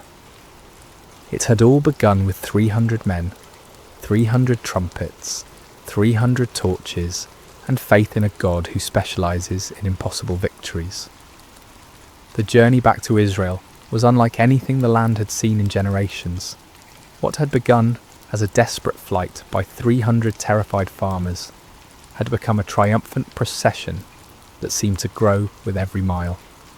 Men emerged from caves and hidden places, women came out of their refuges, children ran alongside the returning heroes. The roads that had been empty for 7 years, too dangerous for normal travel, were now filled with celebration. Gideon rode at the head of the procession, the captured kings Zeba and Zalmunna walking in chains behind him. The sight of these once mighty rulers, who had struck terror into Israelite hearts for so long, now humbled and defeated, was almost too wonderful to believe. People lined the roads just to see them, to confirm with their own eyes that the nightmare was truly over. As they passed through villages and towns that had been ghost settlements just days before, people poured out of their houses with tears of joy streaming down their faces. Children, who had never known anything but hiding and fear, looked with wonder at the defeated enemy kings. Elderly men and women who remembered the time before the oppression began, whispered prayers of thanksgiving to the God who had delivered them. The celebration that erupted across Israel was spontaneous and overwhelming. In every settlement, people brought out whatever food they had hidden away and shared it freely. Wine that had been buried for safekeeping was uncorked and passed around. Songs that had been silenced for 7 years rang out again from hilltops and valleys. But perhaps the most remarkable aspect of the victory was how complete it had been. The Midianite power was not just temporarily broken, but utterly destroyed. Their military organisation was shattered, their leadership eliminated, their will to fight completely crushed. Never again would they be able to mount the kind of massive raids that had devastated Israel year after year. The psychological impact was equally profound. For 7 years, the Israelites had seen themselves as victims, as weak and helpless prey for stronger predators. Now they had witnessed their God fighting for them in the most dramatic way imaginable. The story of the 300 and their trumpets would be told and retold around campfires for generations to come. A permanent reminder that no enemy is too strong when the Lord chooses to fight for his people. When Gideon finally reached his homeland, representatives from all the tribes of Israel came to meet him. They came with a proposal that on the surface seemed like the natural conclusion to his remarkable victory.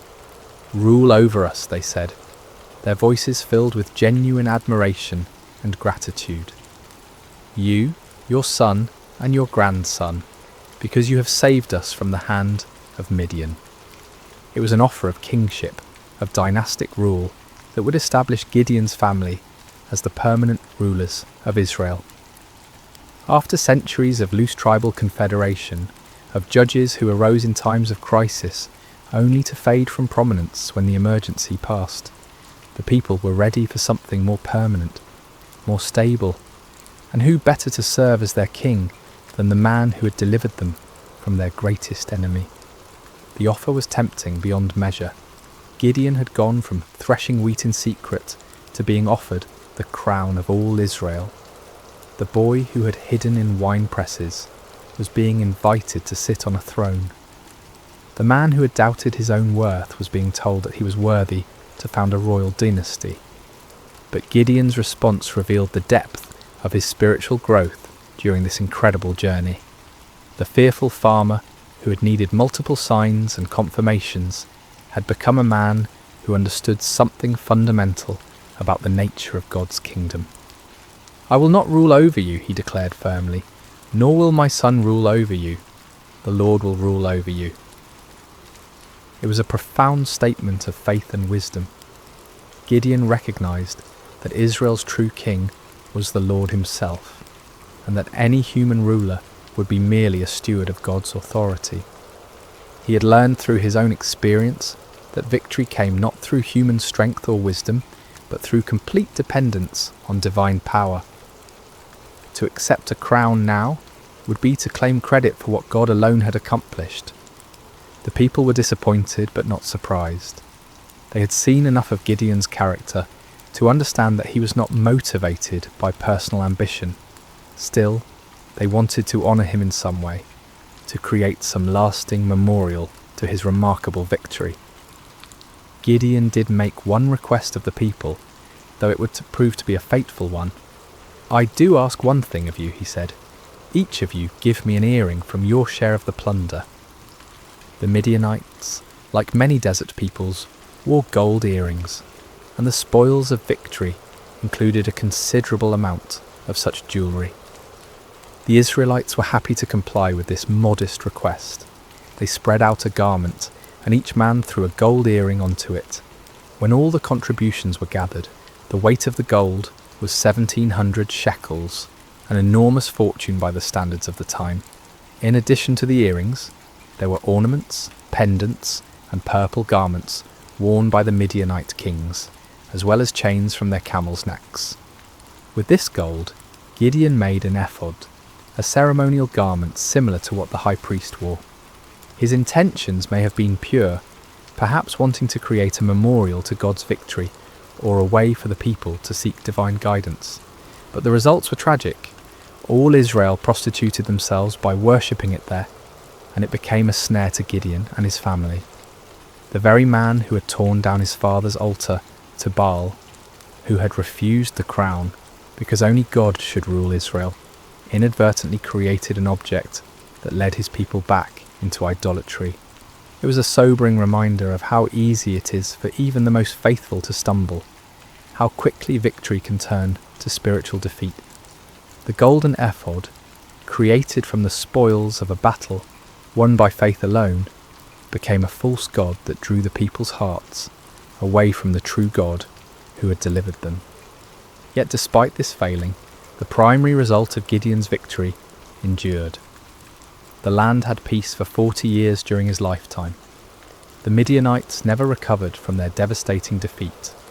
Other potential enemies, seeing what had happened to the mighty Desert Confederation, thought twice before threatening Israel. Gideon himself lived quietly on his estate, enjoying the respect of his people, but never again taking up the sword. He married and had many children, 70 sons from his various wives. One son, born to a concubine in Shechem, was named Abimelech, and he would later bring great trouble to Israel in his quest for the power his father had refused. When Gideon died at a good old age, he was buried in the tomb of his father Joash in Ophrah of the Abiezrites. His death marked the end of an era, the passing of a man who had embodied both the highest faith and the deepest human frailty. As we reach the end of this ancient story, told now across thousands of years and countless retellings, the lessons of Gideon's life continue to resonate with profound relevance. His journey, from fearful farmer to victorious leader, speaks to truths that transcend time and culture, offering wisdom for anyone who has ever felt inadequate for the tasks before them. The first and most striking lesson is how God chooses his instruments. When the angel called Gideon a mighty warrior while he hid in a wine press, it seemed like either a mistake or a cruel joke. Gideon was none of the things we typically associate with great leaders. He wasn't brave, wasn't confident, wasn't from an important family, wasn't trained in warfare or politics. By every human measure, he was spectacularly unqualified for the task ahead. Yet this was precisely why God chose him. The Lord deliberately selects the weak to confound the strong, the foolish to shame the wise, the lowly to humble the proud. Gideon's weakness became the perfect vessel for divine strength because there could be no question about who deserved the credit for the victory. This principle was reinforced by the reduction of Gideon's army from 32,000 to 300.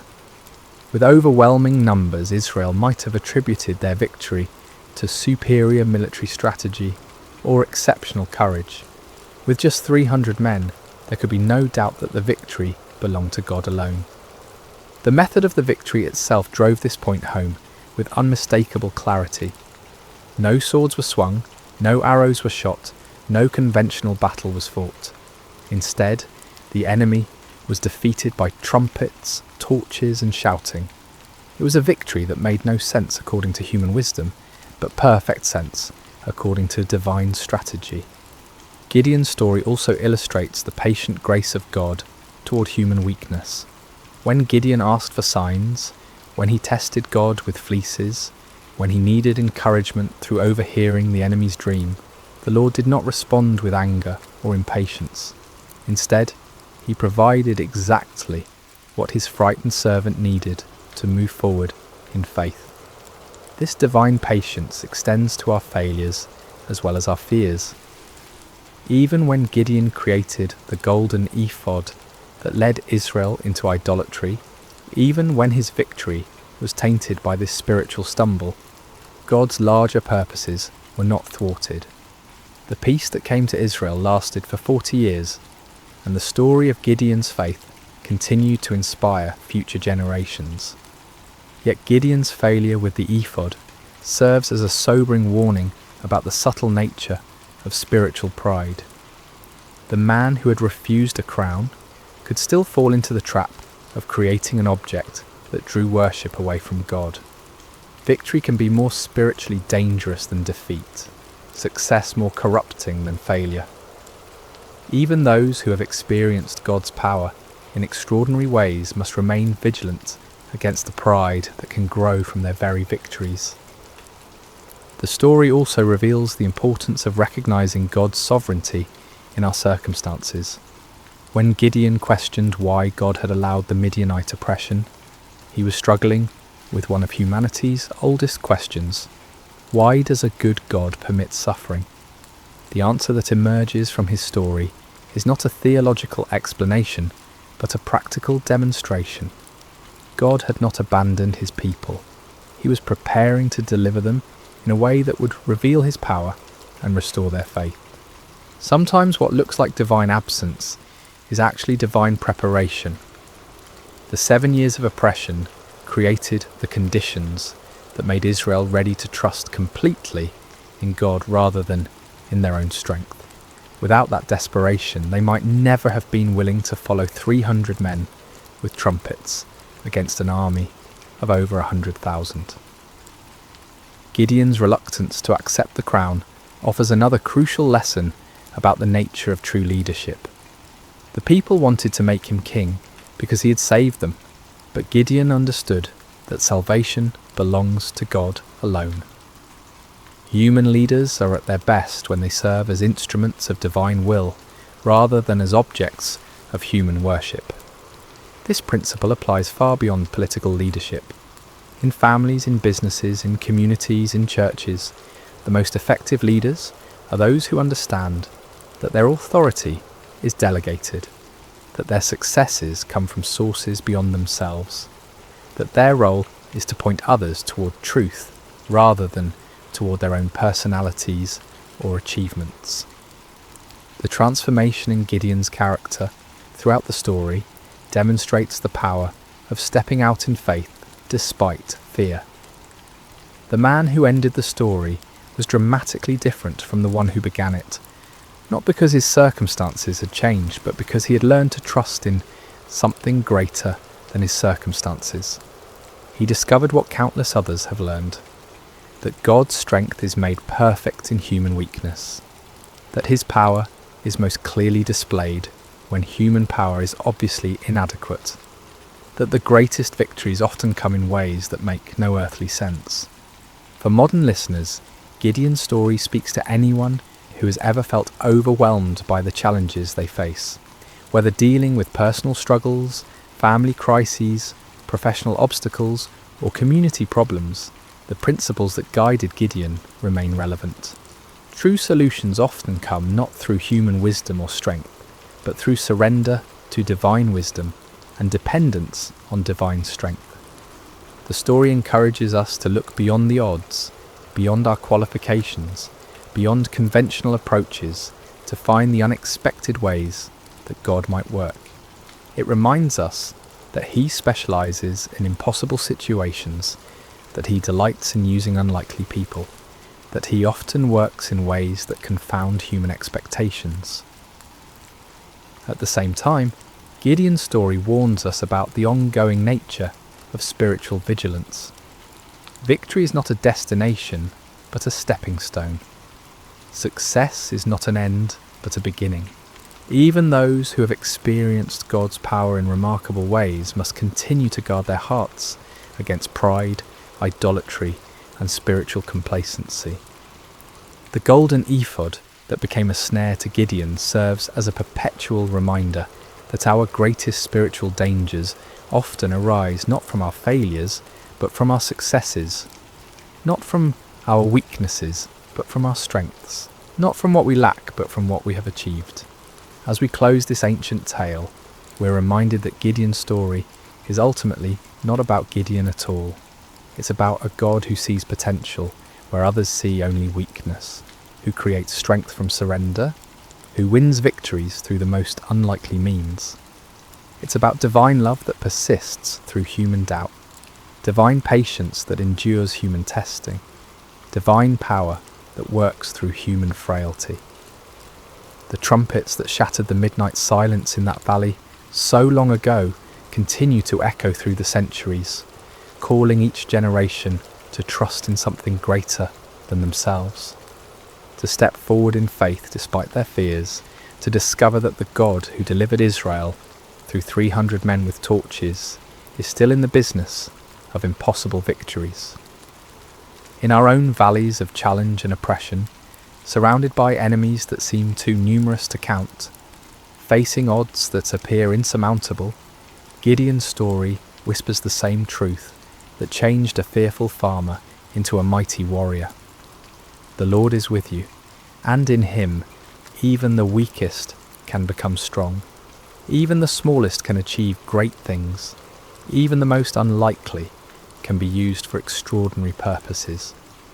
The battle belongs to the Lord, and in Him, victory is always possible.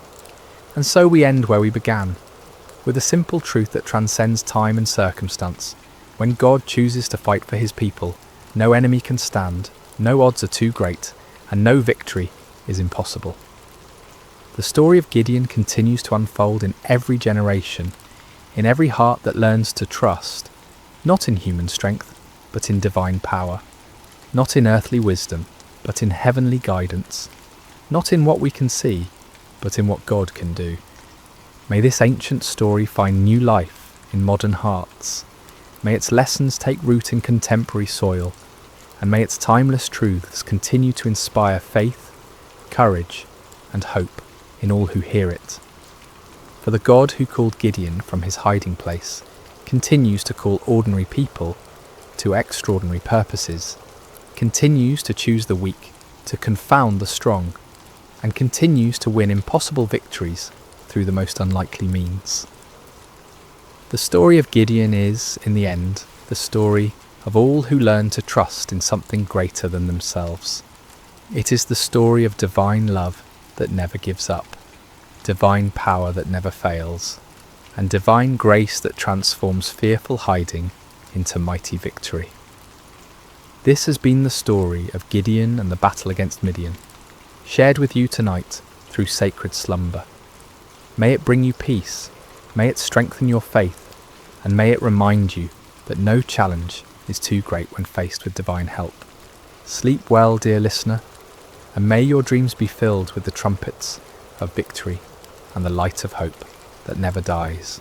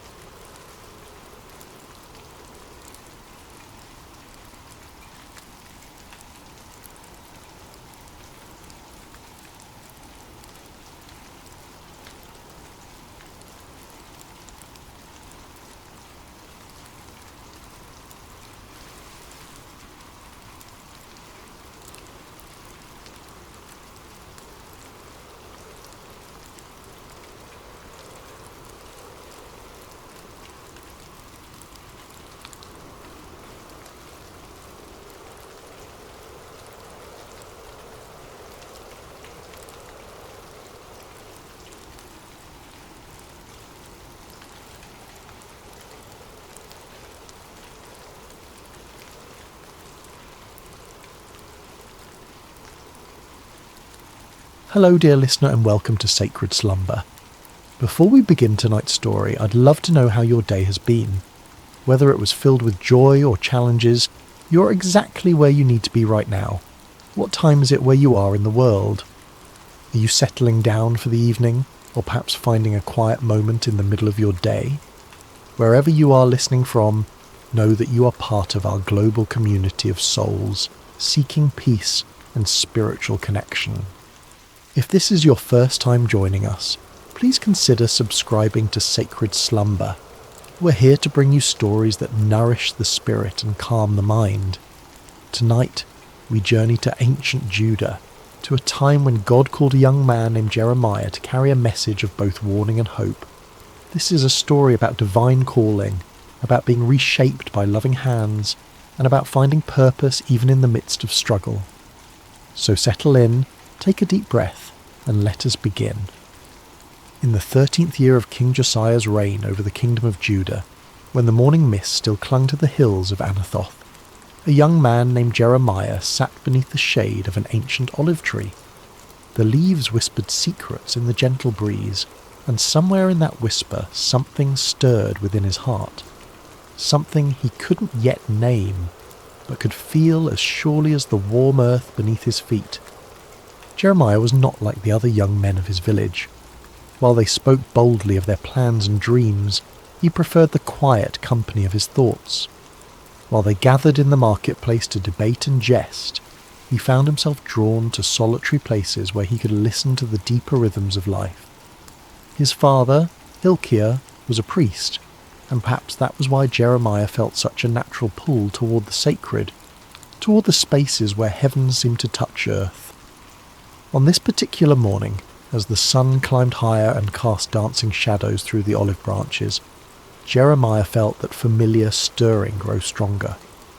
It was as if someone were calling his name from a great distance, though he heard no voice with his ears.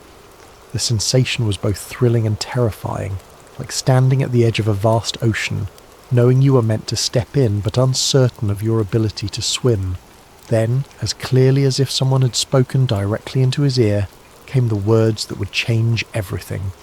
Before I formed you in the womb, I knew you. Before you were born, I set you apart.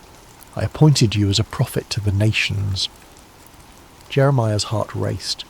He looked around, half expecting to see someone standing nearby, but he was alone with only the olive tree and the endless blue sky as witnesses. The voice came again, gentle yet unmistakable. Jeremiah, I have called you to be my messenger. The young man's immediate response was one of panic. Sovereign Lord, he whispered, his voice barely audible even to himself. I don't know how to speak. I am too young. Who would listen to me? I am nobody special, just a priest's son from a small village. Surely you have made a mistake. But the presence that surrounded him was filled with such love and certainty that his fears began to quiet. Do not say you are too young, came the gentle correction. You must go to everyone I send you to and say whatever I command you. Do not be afraid of them, for I am with you and will rescue you. In that moment, Jeremiah felt something touch his lips. Not a physical touch, but something deeper, more real than anything he had ever experienced. I have put my words in your mouth, the voice continued.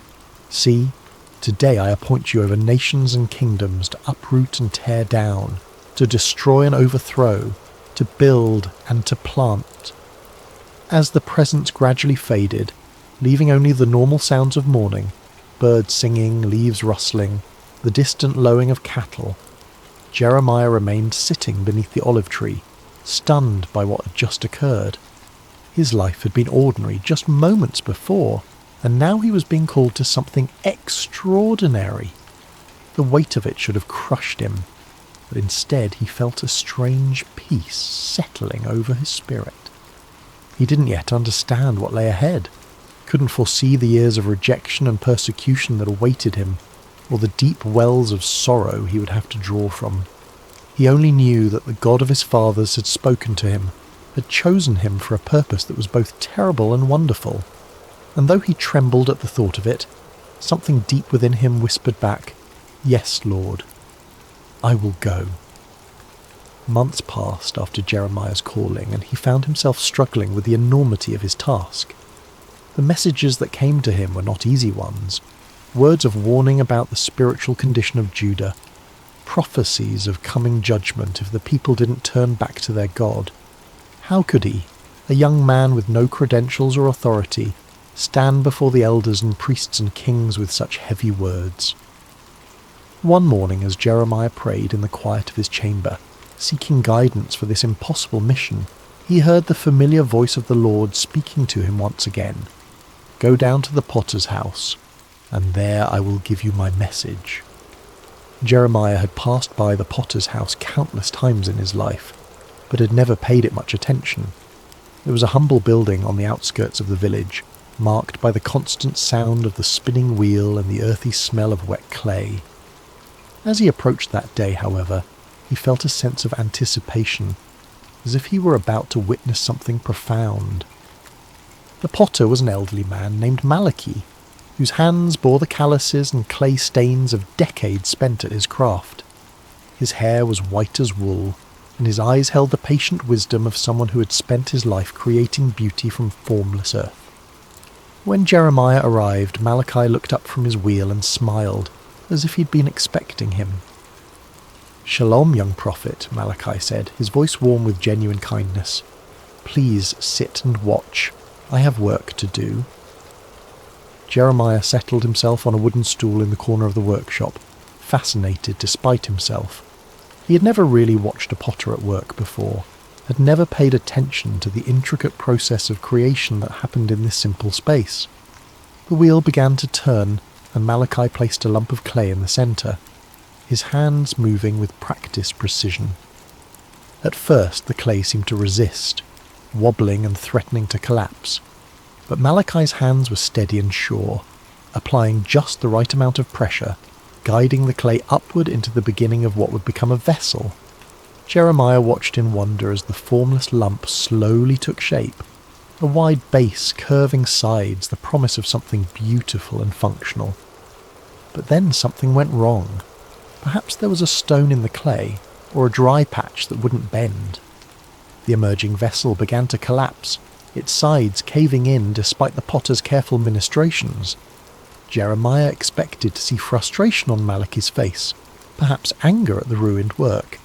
Instead, the old man simply smiled and pressed the clay back into a lump, ready to begin again.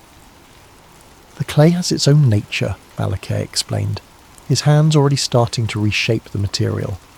"Sometimes it has hard spots, or air bubbles, or impurities that make it difficult to work with. But clay is forgiving. It can always be reformed, reshaped, made into something new." As Jeremiah watched, the potter began again, this time working the clay more thoroughly, removing the impurities that had caused the first attempt to fail. Slowly, patiently, lovingly, a new vessel began to emerge, different from the first but no less beautiful. In fact, this second creation seemed to have a character all its own, shaped by the very challenges that had destroyed its predecessor. It was then that Jeremiah heard the voice of the Lord speaking to him, as clear as if someone were standing beside him. "Can I not do with you, Israel, as this potter does? Like clay in the hand of the potter, so are you in my hand." The words hit Jeremiah like a revelation. He understood now why he had been sent to this place, why he needed to witness this simple yet profound act of creation. The people of Judah were like clay in God's hands, sometimes stubborn, sometimes marred by the impurities of sin and rebellion. But God was not a harsh taskmaster who would discard them when they failed to take shape properly. He was like Malachi, patient and loving, willing to reshape them again and again until they became the vessels he had always intended them to be. "The message I want you to carry," the Lord continued, "is not just one of judgment, but of hope. Yes, I must sometimes tear down what is corrupt and broken, but I tear down in order to build up again, in order to create something better and more beautiful than before." Jeremiah felt tears welling up in his eyes as he watched the potter's hands continue their gentle work. Here was a picture of God's character that he had never fully grasped before. Not the angry judge he had sometimes imagined, but the patient artist who sees potential in every lump of clay, who never gives up on his creation, who can bring beauty from the most unlikely materials. "Thank you," he whispered to Malachi as he prepared to leave. The old potter looked up from his work and smiled. "The clay thanks the potter by yielding to his hands," Malachi replied. "Perhaps that is all any of us can do, yield to the hands that know how to shape us into something beautiful." As Jeremiah walked home through the narrow streets of his village, he felt a new understanding of his calling beginning to take root in his heart. He was not just a bearer of bad news, but a messenger of hope. The God who had called him was not a destroyer but a creator, not a tyrant but a loving craftsman who would never abandon his work.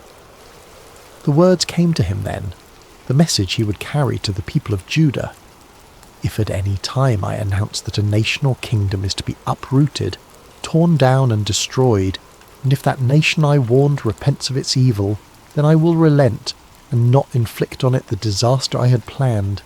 And if at another time I announce that a nation or kingdom is to be built up and planted, and if it does evil in my sight and does not obey me, then I will reconsider the good I had intended to do for it." It was a message of both warning and promise, of judgment and mercy intertwined.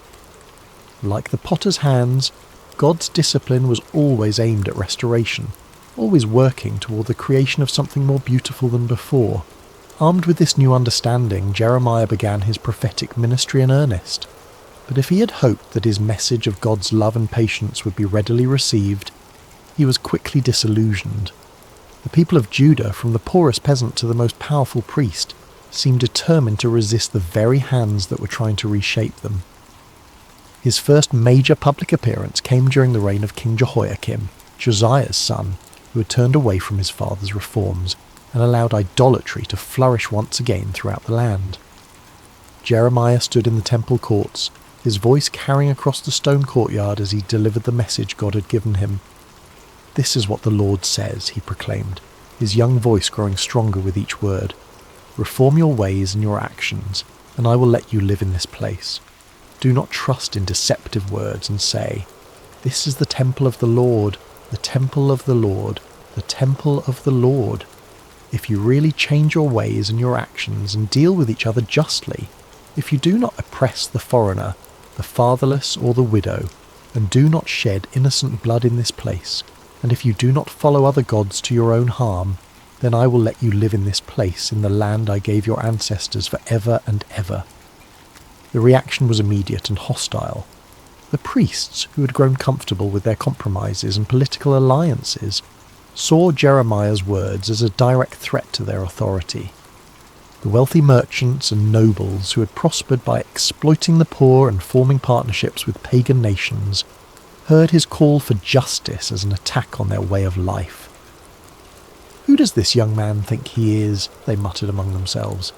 "He speaks of judgment and destruction like some kind of doomsday prophet. Where is his authority? Where are his credentials?" But Jeremiah continued, his heart breaking even as he spoke the words God had given him. He could see the spiritual adultery that had infected his beloved nation, the way they had turned from the God who had delivered them from Egypt and given them this promised land. They had made alliances with foreign powers, adopted their gods, and forgotten the covenant that had made them a people set apart. "My people have committed two sins," he declared, his voice now thick with emotion. "They have forsaken me, the spring of living water, and have dug their own cisterns, broken cisterns that cannot hold water." The imagery was powerful and heartbreaking. Jeremiah could see it so clearly. A nation that had access to the purest, most life-giving water imaginable, yet had chosen instead to dig broken wells that left them thirsty and desperate. They had exchanged their glory for worthless idols, their security for political alliances that would ultimately fail them. As the weeks and months passed, Jeremiah's message remained consistent, but the opposition grew fiercer. He was mocked in the streets, his words dismissed as the ravings of a madman. Children threw stones at him, and adults crossed to the other side of the road to avoid his presence.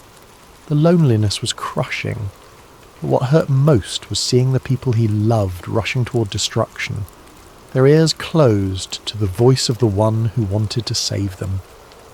One particularly dark day, after being physically threatened by a group of priests who wanted to silence him permanently, Jeremiah found himself wondering if he had misunderstood his calling.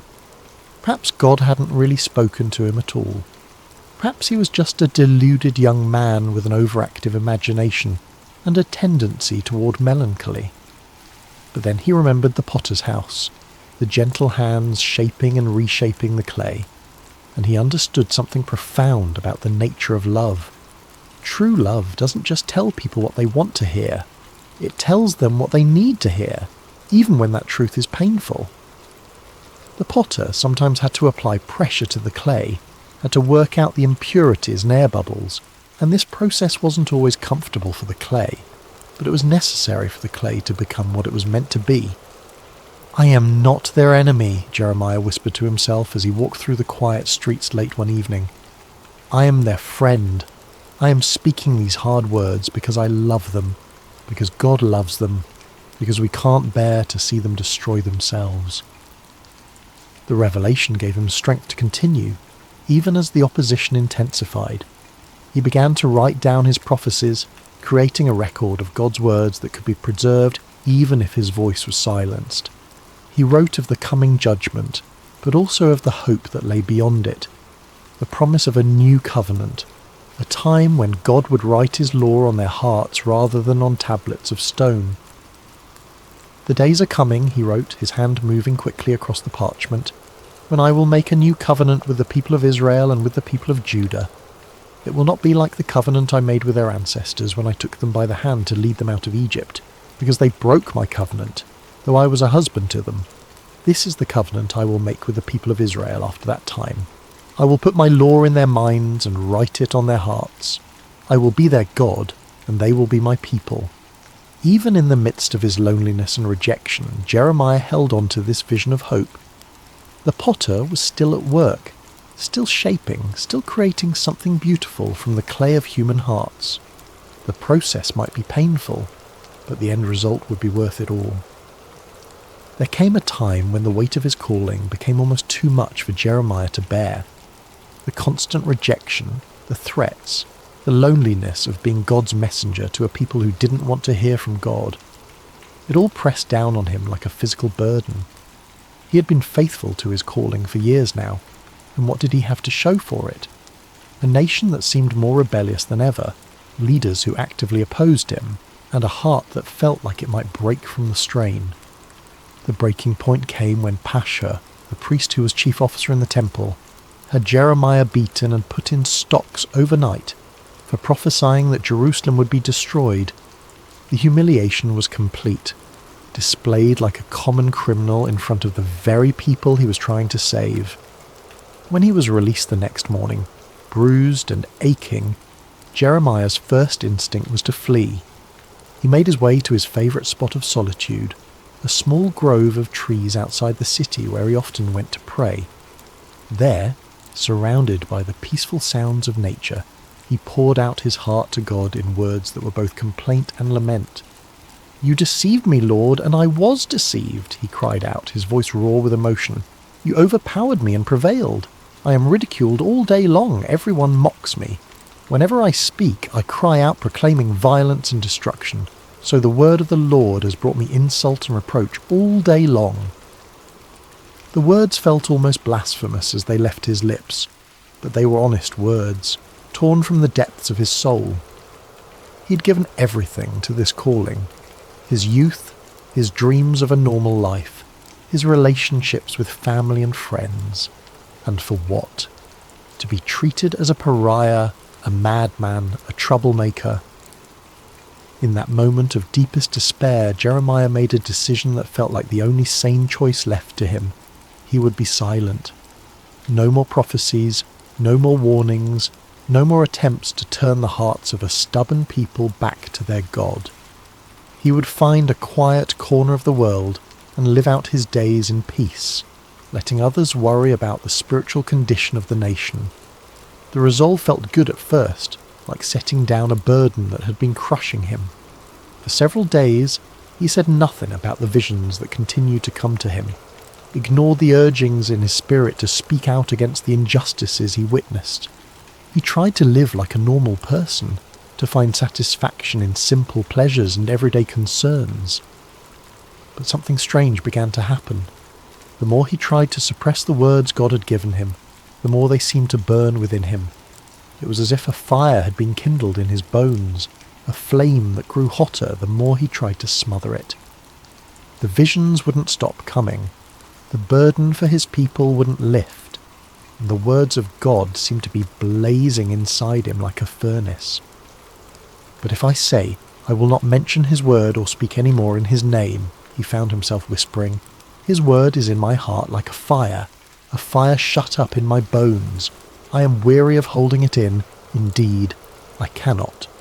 The realization came to him gradually, like dawn breaking over the mountains. He couldn't stop being a prophet any more than he could stop being human. This wasn't just something he did. It was who he was. God had formed him in the womb for this purpose, had written this calling into the very fabric of his being.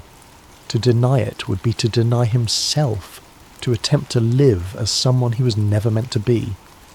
But more than that, he began to understand that his struggles and sufferings were not signs that he had failed in his calling, but evidence that he was fulfilling it exactly as God intended. The potter sometimes had to apply intense heat to the clay to make it strong and durable. The fire in his bones wasn't a punishment. It was the very thing that qualified him to speak for God. "The Lord is with me like a mighty warrior," he declared, his voice growing stronger with each word. "So my persecutors will stumble and not prevail. They will fail and be thoroughly disgraced. Their dishonour will never be forgotten." The change in perspective was revolutionary. Instead of seeing his sufferings as evidence of God's abandonment, Jeremiah began to understand them as proof of God's presence. The fire in his bones wasn't consuming him. It was refining him, purifying him, making him into the kind of vessel that could carry God's words to a broken world. He thought again of the potter's house, of the way Malachi had worked the clay with such patience and skill. Sometimes the potter had to put the vessel into the fire to make it strong, to burn away the impurities and set the shape permanently. The heat wasn't cruelty, it was love, the kind of love that was willing to do whatever it took to create something beautiful and lasting. "I will speak," Jeremiah said aloud, his voice carrying across the quiet grove. "I will speak because I must, because the words are like fire in my bones, because God has made me a prophet to the nations. I will speak not because it's easy, but because it's necessary. I will speak not because people want to hear, but because they need to hear. I will speak because the potter is still at work and I am his instrument." The fire in his bones had become not a burden, but a gift, not a curse, but a blessing. It was the very thing that enabled him to continue when everything else told him to quit, the divine energy that sustained him through rejection and persecution. He was not just a messenger, he was a burning message, a living embodiment of God's passionate love for his people. The years passed, and Jeremiah's prophecies began to unfold with heartbreaking accuracy. The Babylonian army, led by King Nebuchadnezzar, laid siege to Jerusalem just as God had warned through his prophet. The city that had been called the joy of the whole earth was now surrounded by enemy forces, its people trapped within walls that had once seemed impregnable. During the siege, Jeremiah found himself in an impossible position. His prophecies of judgment were being fulfilled before everyone's eyes, but instead of vindicating him, this only increased the hostility toward him. The leaders of Jerusalem accused him of being a traitor, of collaborating with the enemy by undermining morale with his gloomy predictions. "You're deserting to the Babylonians," they shouted when he tried to leave the city on a simple errand. They arrested him, beat him, and threw him into a dungeon where he remained for many days, forgotten and alone. But even in that dark place, the word of the Lord continued to come to him, and strangely it was not a word of judgment, but of hope. "Call to me and I will answer you," came the familiar voice in the darkness. "I will tell you great and unsearchable things you do not know." The message that came to him there in the dungeon was one of the most beautiful and hopeful prophecies he had ever received. It spoke of a time when the city would be rebuilt, when the people would return from exile, when joy and celebration would once again fill the streets of Jerusalem. It was a promise of restoration so complete and wonderful that it seemed almost too good to be true. "I will bring health and healing to it," God promised. "I will heal my people and will let them enjoy abundant peace and security. I will bring Judah and Israel back from captivity and will rebuild them as they were before. I will cleanse them from all the sin they have committed against me and will forgive all their sins of rebellion against me. Then this city will bring me renown, joy, praise and honour before all nations on earth that hear of all the good things I do for it." Even as the sounds of warfare grew louder outside his prison walls, Jeremiah held on to these words of hope. The potter was still at work, still shaping, still creating something beautiful from the broken clay of human hearts and human history. When the city finally fell, it was as devastating as Jeremiah had predicted. The temple was destroyed, the walls torn down, the leaders killed or carried away into exile. The sight of Jerusalem in ruins was almost more than the prophet could bear. This was the city where God had chosen to dwell, the place where his people had worshipped for centuries. Now it lay in smoking rubble, its streets filled with the debris of a civilization that had forgotten its God. In the aftermath of the destruction, Jeremiah sat among the ruins and wept. The tears came not from a heart that said, "I told you so," but from one that was genuinely broken for the suffering of his people. He had warned them, yes, but he had never wanted to see them destroyed. He had hoped until the very end that they would turn back to God and avoid this terrible fate. It was then that he began to write what would become known as the Book of Lamentations, a collection of funeral songs for a dead city, poems of grief and mourning that captured the full depth of the tragedy that had befallen Jerusalem. But even in the midst of this profound sorrow, hope refused to be extinguished. "Because of the Lord's great love we are not consumed," he wrote, his hand trembling as he formed the words. "For his compassions never fail. They are new every morning. Great is your faithfulness." The words seemed to come from somewhere deeper than his own understanding, as if the Spirit of God was using his human grief to express a divine truth that transcended the immediate circumstances. Yes, Jerusalem had fallen. Yes, the people were scattered and the temple destroyed. But God's love had not failed. His faithfulness had not ended. His compassions were indeed new every morning, even in the darkest of times. "The Lord is good to those whose hope is in him," he continued, "to the one who seeks him. It is good to wait quietly for the salvation of the Lord." As he wrote these words, Jeremiah began to understand something profound about the nature of hope. It wasn't based on circumstances or on the absence of suffering. True hope was rooted in the character of God himself, in his unchanging love and faithfulness. The potter might allow the clay to be broken, but he would never abandon it. He might permit the vessel to be shattered, but only so that he could create something even more beautiful from the pieces. "For no one is cast off by the Lord forever," he wrote, his voice growing stronger with each word. "Though he brings grief, he will show compassion. So great is his unfailing love. For he does not willingly bring affliction or grief to anyone." The ruins of Jerusalem became, in a strange way, a place of worship for Jeremiah. There among the broken stones and scattered debris, he found a closeness to God that he had never experienced before. The external symbols of faith were gone, but faith itself remained. The building had been destroyed, but the builder continued his work. People would come to him there, survivors of the siege who were struggling to make sense of what had happened. They would ask him why God had allowed such suffering, why the innocent had to pay for the sins of the guilty, why the city of God had been given over to pagan armies. "I cannot answer all your questions," Jeremiah would tell them gently, "but I can tell you what I've learned in my years of walking with the Lord. He is like a potter who shapes clay, and sometimes the shaping process is painful. But he never works without purpose. and he never abandons what he has begun. The vessel may be broken, but the potter's hands are still at work creating something new from the pieces. In the final years of his life, Jeremiah found himself in Egypt, carried there against his will by a group of Jewish refugees who feared remaining in the land of Judah. It was not where he had expected to end his days, far from the city he had loved and served for so many years. But even in this foreign land, he continued to speak the words God gave him, continued to comfort and challenge the people who had been scattered by the winds of history. As he sat one evening by the banks of the Nile watching the sunset over the ancient land of the Pharaohs, Jeremiah reflected on the long journey that had brought him to this place. He was no longer the young man who had trembled beneath the olive tree at his first calling. His hair was now white, his hands marked by years of writing and rewriting God's words, his heart scarred by decades of rejection and persecution. But he was not bitter.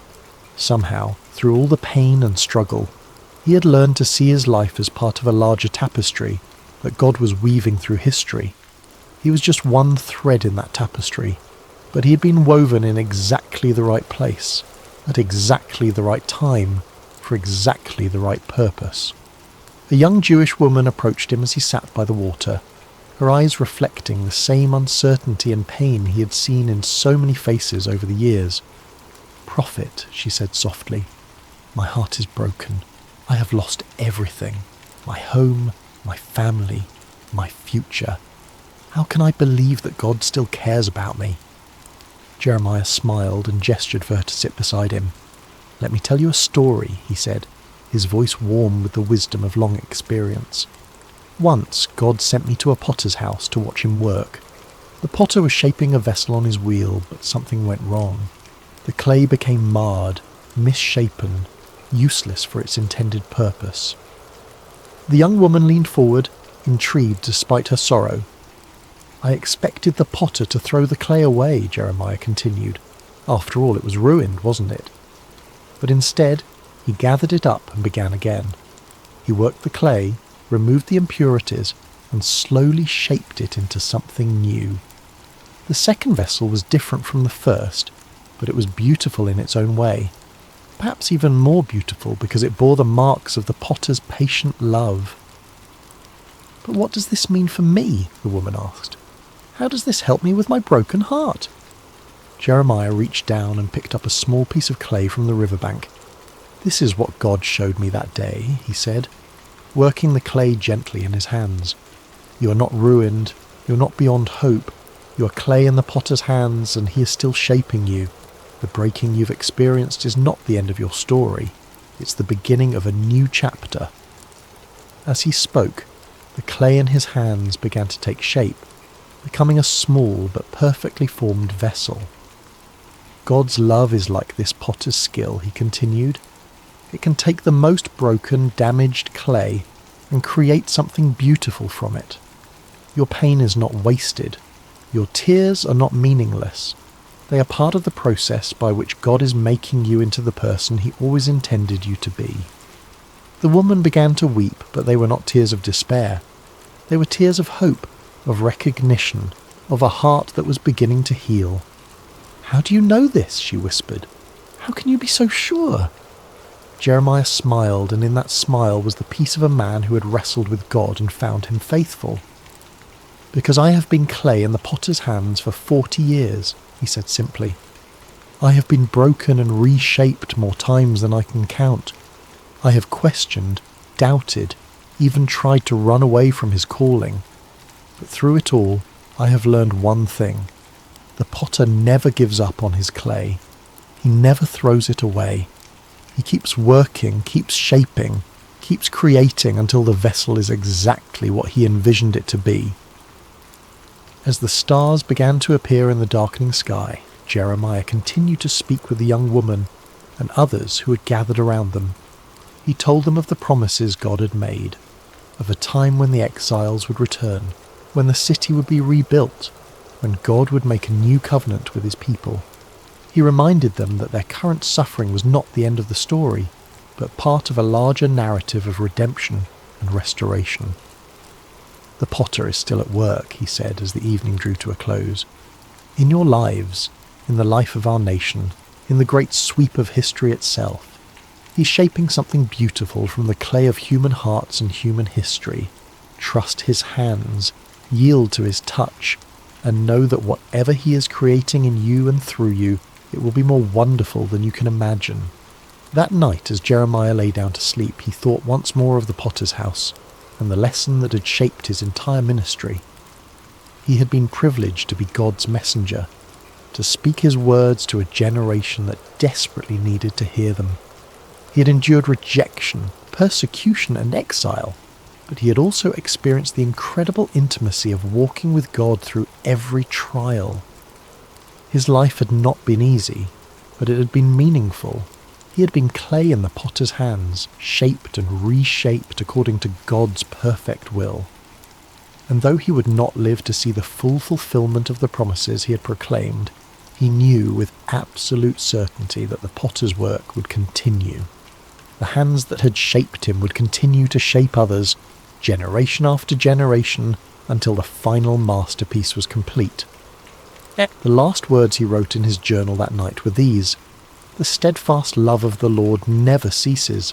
His mercies never come to an end. They are new every morning. Great is your faithfulness. The Lord is my portion, says my soul, therefore I will hope in him." And in the quiet darkness of a foreign land, far from the ruins of Jerusalem but close to the heart of God, Jeremiah slept peacefully, knowing that the potter's hands were still at work, still shaping, still creating something beautiful from the clay of human hearts. The message he had carried for 4 decades would outlive him, would speak to countless generations of broken people who needed to know that they were not beyond hope, that the potter never gives up on his clay, and that his love truly is new every morning. The story of Jeremiah reminds us that even in our darkest moments, even when our lives seem shattered beyond repair, we are never beyond the reach of the potter's hands. Like clay on the wheel, we may be broken, but we are never discarded. We are loved, shaped, and reshaped by hands that know exactly what we can become. And in the end, that is enough. That is everything. In the quietness of this story's end, may you find the peace that comes from knowing you too are clay in the potter's hands, being shaped with infinite love and patience into something beautiful beyond your wildest dreams. The potter is still at work, still shaping, still creating, and his love for you is new every morning. Hey everyone, welcome back to Sacred Slumber. Before we dive into tonight's story, I want to ask you something that would genuinely help us out. If you're enjoying this content, please consider using your hype points on this video. It really helps the channel more than you possibly know. Seriously, it makes a massive difference in getting these stories out to more people who love this kind of content. Also, if you want to, drop a comment telling us what time it is for you right now and where in the world you're listening from. We absolutely love seeing where everyone is tuning in from. No pressure though, only if you feel like it. And of course, if you haven't already, hit that subscribe button. It keeps us going. Alright, let's get into it. A whisper in the darkness. Imagine a night so quiet you can hear the oil lamps flickering. Picture a massive stone sanctuary in the ancient city of Shiloh, where shadows dance across walls that have witnessed centuries of worship. The air is thick with the scent of incense and burning oil, that peculiar combination of cedar smoke and olive essence that clings to sacred spaces. Outside, the wind moves through the hills of Israel like a whispered prayer, carrying with it the distant bleating of sheep settling for the night and the occasional call of a desert owl. Inside, in the sacred chambers near the Ark of the Covenant, a young boy lies sleeping on a simple mat. The stones beneath him still hold the warmth of the day's sun, though the night air has begun to cool. His breathing is steady, deep, the kind of sleep that comes from honest physical labour and a clear conscience. His name is Samuel. This is not a story about miracles that shake mountains or angels descending in blinding light.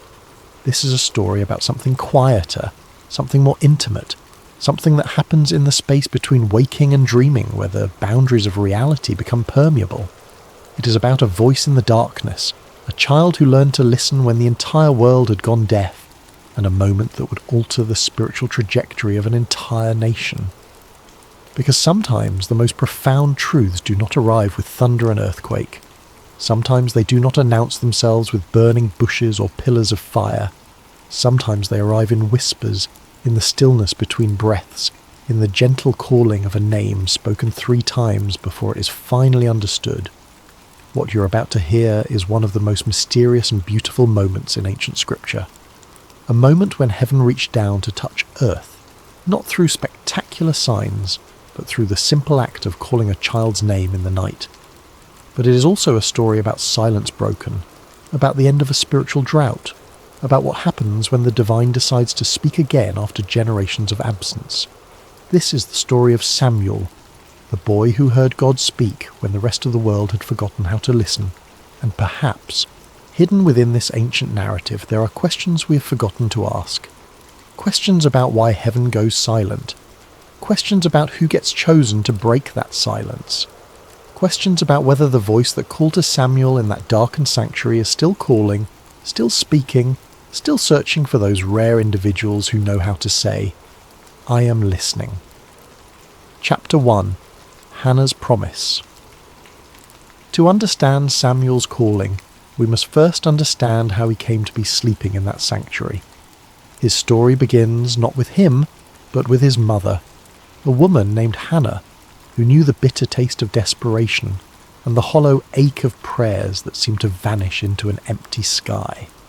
In the hill country of Ephraim, in a small village whose name has been lost to history, there lived a man named Elkanah who had 2 wives, as was common in that era. His first wife, Peninnah, had given him several children, sons to carry his name, daughters to arrange in marriage, a legacy written in flesh and blood. His second wife, Hannah, had given him only heartache and unanswered prayers. Year after year, Hannah remained childless, and in a culture where a woman's worth was often measured by her ability to bear children, this was not just a personal grief. It was a social death sentence, a daily humiliation, a question mark hanging over her entire existence. Neighbours would whisper, extended family would exchange knowing glances, even well-meaning friends would offer useless advice, or suggest that perhaps she had offended God in some way, that her barrenness was divine punishment for some unknown sin. Elkanah loved Hannah. The text makes this clear. He would give her double portions at feasts, trying to compensate with material generosity for what biology had denied her. He would ask her with genuine confusion, "Am I not better to you than 10 sons?" It was a question born of love but blind to understanding. He could not fathom that the issue went deeper than his affection, that Hannah's grief was not about him at all, but about her own sense of purpose, of completion, of being seen as fully human by the society around her. Peninnah, with the cruelty that can only come from insecurity dressed as triumph, would taunt Hannah relentlessly. Every time the family made their annual pilgrimage to the sanctuary at Shiloh to worship and offer sacrifices, Peninnah would remind Hannah of her barrenness. The taunts were not subtle. They were designed to cut deep, to remind Hannah that in the eyes of the world she was incomplete, cursed, forgotten by the very God she came to worship.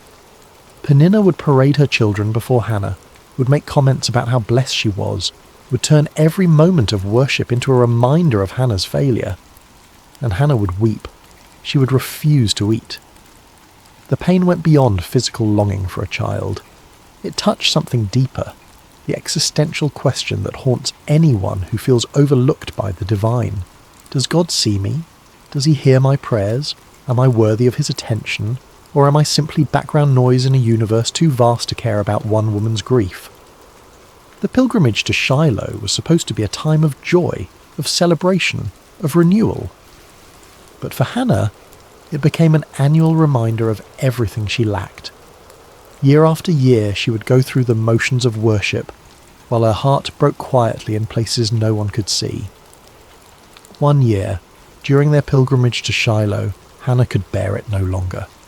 The weight of accumulated grief, the years of disappointment, the constant humiliation, all of it reached a breaking point. While the rest of the family feasted after the sacrifice, Celebrating with wine and roasted meat, Hannah slipped away to the entrance of the sanctuary. She stood there, in the place where earth met heaven, in the threshold between the mundane and the sacred, and she prayed with an intensity that went beyond words.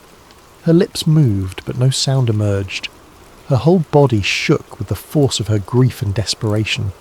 Tears streamed down her face. Her hands trembled.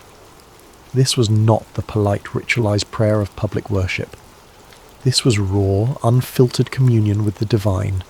This was a woman pouring out her soul, holding nothing back, demanding to be heard by a God who had seemed deaf to her pleas for years. She made a vow that day, one that would echo through generations.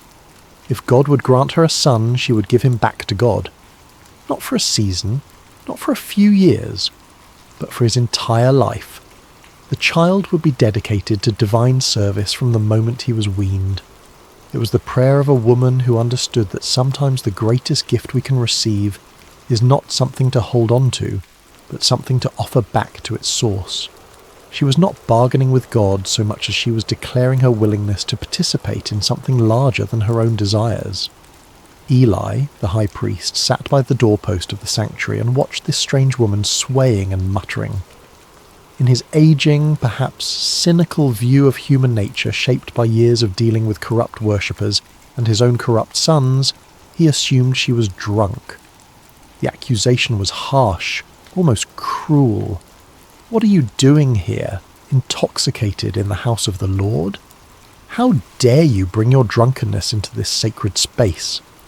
Hannah lifted her eyes, and in them Eli saw not the glaze of wine, but the clarity of absolute desperation, the look of someone who has nothing left to lose, who has stripped away all pretense and pride, who stands naked before God with only their need. She explained that she was not drunk, but deeply troubled, pouring out her soul before God. She had been praying out of her great anguish and grief. Something in her words, or perhaps in her eyes, or perhaps in the raw authenticity of her pain, convinced Eli. His response was both blessing and prophecy. "Go in peace, and may the God of Israel grant what you have asked of him." It is unclear whether Eli knew what he was saying, whether he was simply offering the standard priestly blessing, or whether something moved through him in that moment. Some whisper of the divine speaking through a man who had grown complacent in his religious duties. But the words landed on Hannah like rain on parched earth. Hannah left the sanctuary that day transformed. Her face was no longer downcast. She ate. The grief lifted from her countenance like a fog dispersing under the morning sun. She had been heard, if not by man, then by something infinitely greater. She did not yet have the child she longed for, but she had something perhaps more precious. The certainty that her prayers had reached their destination, that her voice had penetrated the silence, that she mattered to the God she served. Within the year, Hannah conceived. When she gave birth to a son, she named him Samuel, which in Hebrew carries the meaning heard by God, or asked of God, or some translations suggest name of God. The name itself was a testimony, a permanent reminder that this child was an answer to prayer, a gift that came from somewhere beyond the ordinary workings of the world. Every time someone spoke his name, they were acknowledging that this boy represented the moment when heaven responded to earth, when silence gave way to acknowledgement.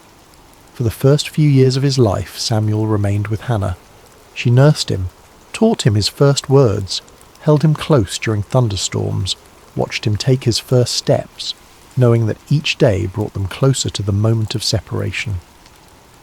She must have memorized the sound of his laugh, the feel of his small hand in hers, the weight of him sleeping against her chest. She was not raising a son to keep, but a son to give away, and that knowledge must have coloured every moment with a bittersweet intensity. When he was old enough to be weaned, somewhere around 3 years old by the customs of that time, Hannah kept her vow. She could have rationalised her way out of it. She could have argued that God understood, that the vow was made in a moment of emotional extremity, that surely keeping her son would be acceptable. But Hannah was a woman who understood that integrity means keeping promises even when they cost you everything. She took Samuel to Shiloh. She brought him before Eli, the same priest who had blessed her years earlier. and she said words that must have torn her heart even as she spoke them. I am the woman who stood here praying. I prayed for this child, and the Lord has granted me what I asked. So now I give him to the Lord. For his whole life he will be given over to the Lord. Then Hannah sang, not a lament, but a song of triumph and praise. She sang of God overturning the proud and lifting up the humble. She sang of barren women bearing children and the powerful being brought low. She sang of the Lord bringing death and giving life, bringing down to the grave and raising up. She sang of God judging the ends of the earth, giving strength to his king and exalting his anointed. Her song was radical, revolutionary, a declaration that the God she served delighted in reversing the expectations of the world, in using the weak to shame the strong, in lifting up those the world had written off as irrelevant. And then she left her son in that sanctuary and went home. Imagine being that child, too young to fully understand why your mother brought you to this vast, echoing building filled with strange smells and unfamiliar faces and then walked away. Too young to grasp that you had become the physical embodiment of a promise, a living prayer offered back to its source. You watch her figure receding, growing smaller, disappearing down the road back to the only home you have ever known, and you are left in the care of an old man whose eyes can barely see you, whose own sons are corrupt, in a place that will become your entire world. Samuel's childhood was unlike any other in Israel. While other boys played in fields and learned their father's trades, running through olive groves and swimming in streams, Samuel grew up in the sacred space of the tabernacle. His world was one of ritual and reverence, of ancient objects and whispered prayers, of shadows and lamplight, and the constant awareness that this place was different from all other places. He opened the doors of the sanctuary each morning, flooding the holy space with light. It was his job to unlock the heavy wooden doors that seal the sacred from the profane, to let in the dawn and with it the worshippers who would come seeking connection with the divine. He assisted Eli in the daily tasks of worship, learning the intricate patterns of sacrifice and ceremony, memorizing which offerings are required, which procedures, understanding the difference between sin offerings and burnt offerings and peace offerings, learning to read the subtleties of ritual purity. He tended the lamps that burned through the night, ensuring their wicks were trimmed and their oil replenished. This was not glamorous work. It required attention to detail, a willingness to wake in the darkness to check that the flames had not guttered out, an understanding that these small acts of maintenance were what kept the sacred space functioning. The lamps represented the presence of God, and Samuel learned that presence requires constant tending, constant attention, constant care. He cleaned the sacred vessels, swept the courts, washed the linens used in ceremonies, helped prepare the incense, carried water, ran errands. He memorized scriptures, learning to recite the stories of Abraham and Isaac and Jacob, the tales of Moses and the Exodus, the laws given at Sinai. His education was entirely religious, entirely focused on service, entirely oriented towards something beyond himself. By all accounts, Samuel was a good child, humble, obedient, faithful in small things. The text tells us he grew in favour with both the Lord and with people. He was not resentful of his circumstances. He did not seem to chafe against the boundaries of his unusual childhood. Perhaps he had accepted that this was simply who he was, the boy who belonged to God, the boy who lived in the house of the Lord. But what must it have been like psychologically? To have no mother to comfort you when you woke from nightmares, to have no siblings to quarrel and play with, to grow up watching Eli's corrupt sons come and go, seeing the way they abused their position, hearing the whispers of their misconduct, to be surrounded by holiness and yet witness its corruption, to serve faithfully while those who should have been models of righteousness displayed only greed and lust and contempt for the sacred. Did Samuel wonder why he had been left here? Did he feel abandoned by the mother who had kissed him goodbye and walked away? Did he question whether the God he served even noticed his small acts of service? The text does not tell us. We see only the external facts, a boy growing up, performing his duties, learning his role. But surely there were moments of loneliness, moments of doubt, moments when the weight of it all felt too heavy for small shoulders to carry. Hannah visited when she could. Each year during the family's annual pilgrimage to Shiloh, she would bring Samuel a new robe she'd made for him, watching him grow, trying to compress a year of mothering into a few brief encounters. These visits must have been both blessing and torment. The joy of seeing his mother mingled with the pain of watching her leave again. The new robe, a reminder that somewhere he had a home, a family, a life he was not permitted to live. Yet there is no indication that Samuel rebelled or resented his circumstances. He simply continued. Day after day, year after year, faithful in the small things, present in the sacred space, available to be used however God saw fit. There was no indication in those early years that he would become anything more than a helpful assistant to an aging priest, that he would one day be the voice through which God spoke to an entire nation.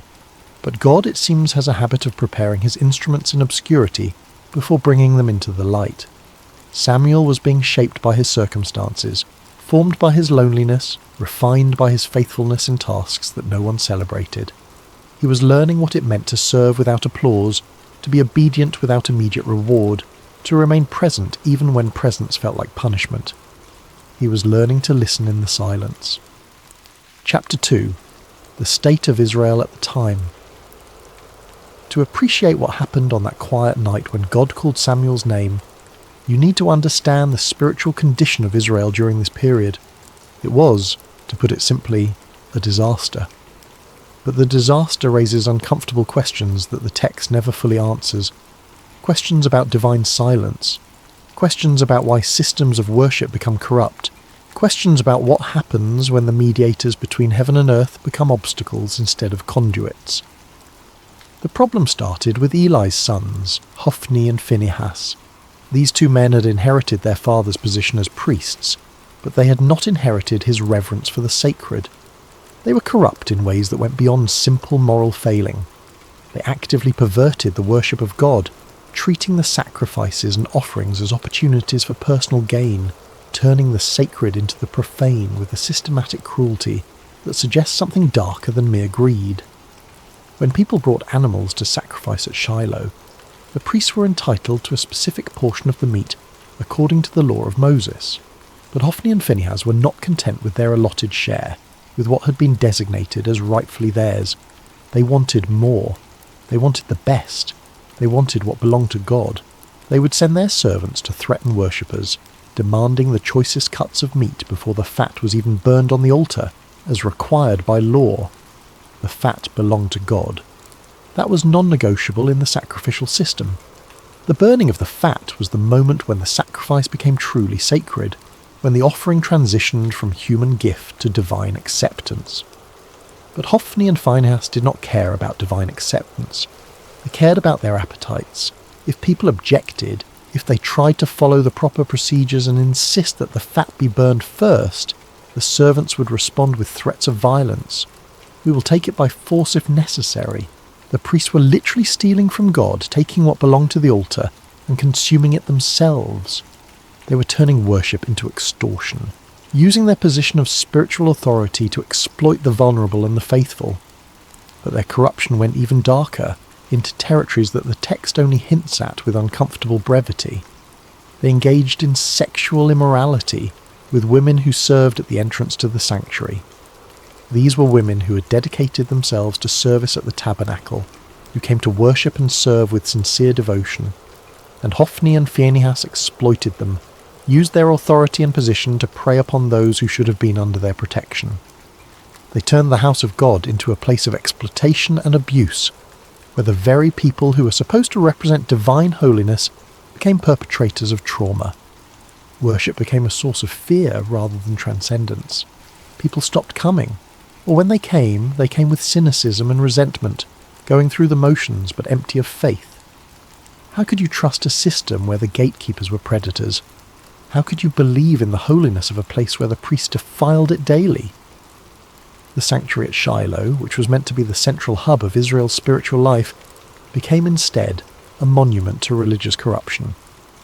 Eli knew what his sons were doing. The text makes this painfully clear. People told him, They came with reports of misconduct, of abuse, of exploitation. He heard the rumours and saw the evidence. He was not ignorant. He was not blind to their crimes, and to his credit he confronted them. But his rebukes were weak, almost apologetic, carrying no weight and no consequence. Why do you do such things? I hear reports from the people about your wicked deeds. If someone sins against another person, God may mediate. But if someone sins against the Lord, who will intercede? The words acknowledge the problem but offer no solution. There is no threat of removal from office, no stripping of authority, no punishment that might actually deter the behaviour. Just words, just disappointment, just a father hoping his wayward sons might suddenly develop a conscience they had never demonstrated. Hophni and Phinehas ignored their father and continued their corruption. Why wouldn't they? There were no consequences. Eli's position as high priest gave him the authority to remove them, to appoint others, to enforce standards. But he did nothing, and his inaction was itself a form of action, a choice that enabled the continued degradation of worship. The impact on Israel's spiritual life was catastrophic. The text records it with devastating simplicity. The people came to despise the offerings to the Lord. Think about what that means. The sacrificial system was the heart of Israel's covenant relationship with God. It was how sins were atoned for, how gratitude was expressed, how the community maintained its connection with the divine. And people were learning to despise it, to see it as corrupt and meaningless, to associate worship with exploitation rather than with holiness. Faith withered. Cynicism spread. A generation was growing up believing that God either did not care about corruption in his own house, or that he was powerless to stop it, or worse, that he did not exist at all, and the whole system was simply a mechanism for priestly power and exploitation. But perhaps the most devastating aspect of this era, the detail that haunts the narrative with its implications, was not the corruption of the priests. It was the silence of heaven. The scripture records it with haunting simplicity. In those days, the word of the Lord was rare. There were not many visions. Think about what that means. In a culture where prophets and priests were meant to be the conduits between God and humanity, the channel had gone quiet. God was not speaking, or if he was, no one was hearing. Prophecies were scarce to the point of being legendary. Divine visions were so uncommon that when someone claimed to have received one, it was met with skepticism rather than expectation. But why? The text does not explain. It simply records the fact of divine silence as if it were weather, as if the absence of God's voice was as natural and unremarkable as a drought. But this raises uncomfortable questions. Had God withdrawn because of the corruption? Was the silence a form of judgment, a divine turning away from a people who had corrupted worship? Or had the people simply stopped listening? Had they become so cynical and so wounded by a religious hypocrisy that they could no longer hear what was being said? Or was there another possibility, one that the text does not explore but that hangs in the air like smoke? Perhaps the priests, who were supposed to be the mediators between God and people, had become such effective blockers of communication that divine messages simply could not get through. Perhaps Hophni and Phinehas were not just corrupt individuals, but symptoms of a systemic failure, a spiritual infrastructure that had collapsed under the weight of its own contradictions. Israel was spiritually adrift, navigating by dead reckoning through waters where the stars had gone dark. There were no prophets to consult, no clear word from God about how to proceed, no divine guidance about which way to turn, just the daily grind of existence, the hollow rituals performed without meaning, the slow death of a people's faith in the face of institutional betrayal. This was the world into which Samuel was growing up, a world where the representatives of God were corrupt, where worship had become hollow, where heaven seemed distant and disinterested. If you were a young person in that era, what would you believe about the divine? Would you expect God to speak? Would you even know what his voice sounded like? Would you be able to distinguish a divine call from your own imagination or from the voice of a very human priest? Samuel cleaned the lamps each evening, ensuring the light would burn through the night. It was a practical task, a maintenance duty, nothing spiritual about it. He trimmed the wicks, refilled the oil reservoirs, ensured the flames were steady. But in that small act, there was a symbol that perhaps Samuel himself did not fully understand. The lamp of God had not yet gone out. Somewhere in the darkness a light still burned, and into that darkness, cutting through the silence that had lasted for generations, a voice was about to break through. Chapter 3. The night God spoke. The night began like any other.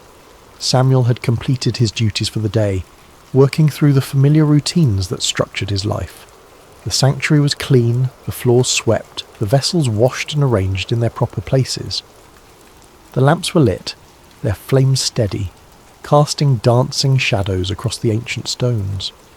The sacred space was prepared for the silence of the evening hours, for the long watch through darkness toward dawn. Eli, now elderly and nearly blind, his eyes grown dim from age and perhaps from seeing too much corruption without acting, had retired to his usual place. He moved slowly now, carefully, feeling his way along walls he had walked beside for decades. His sleeping area was separate but nearby, close enough that Samuel could hear him if he called, out in the night. Samuel lay down in his customary sleeping spot somewhere near the chamber where the Ark of the Covenant rested. The exact location is not specified in the text, but the implication is clear. He slept in proximity to the most sacred object in all of Israel, closer to the physical representation of God's presence than anyone else in the nation that night. The Ark was the most sacred object in Israel, a gold-covered chest containing the tablets of the law, a jar of manna, and Aaron's staff that had budded. But more than its contents, the Ark represented the very presence of God among his people. It was the throne of the invisible king, the place where heaven touched earth, the point of contact between the divine and the mortal. To sleep near it was to sleep in the shadow of holiness, though Samuel likely thought nothing of it. This was simply where he slept, as ordinary to him as any bedroom, as familiar as his own breathing.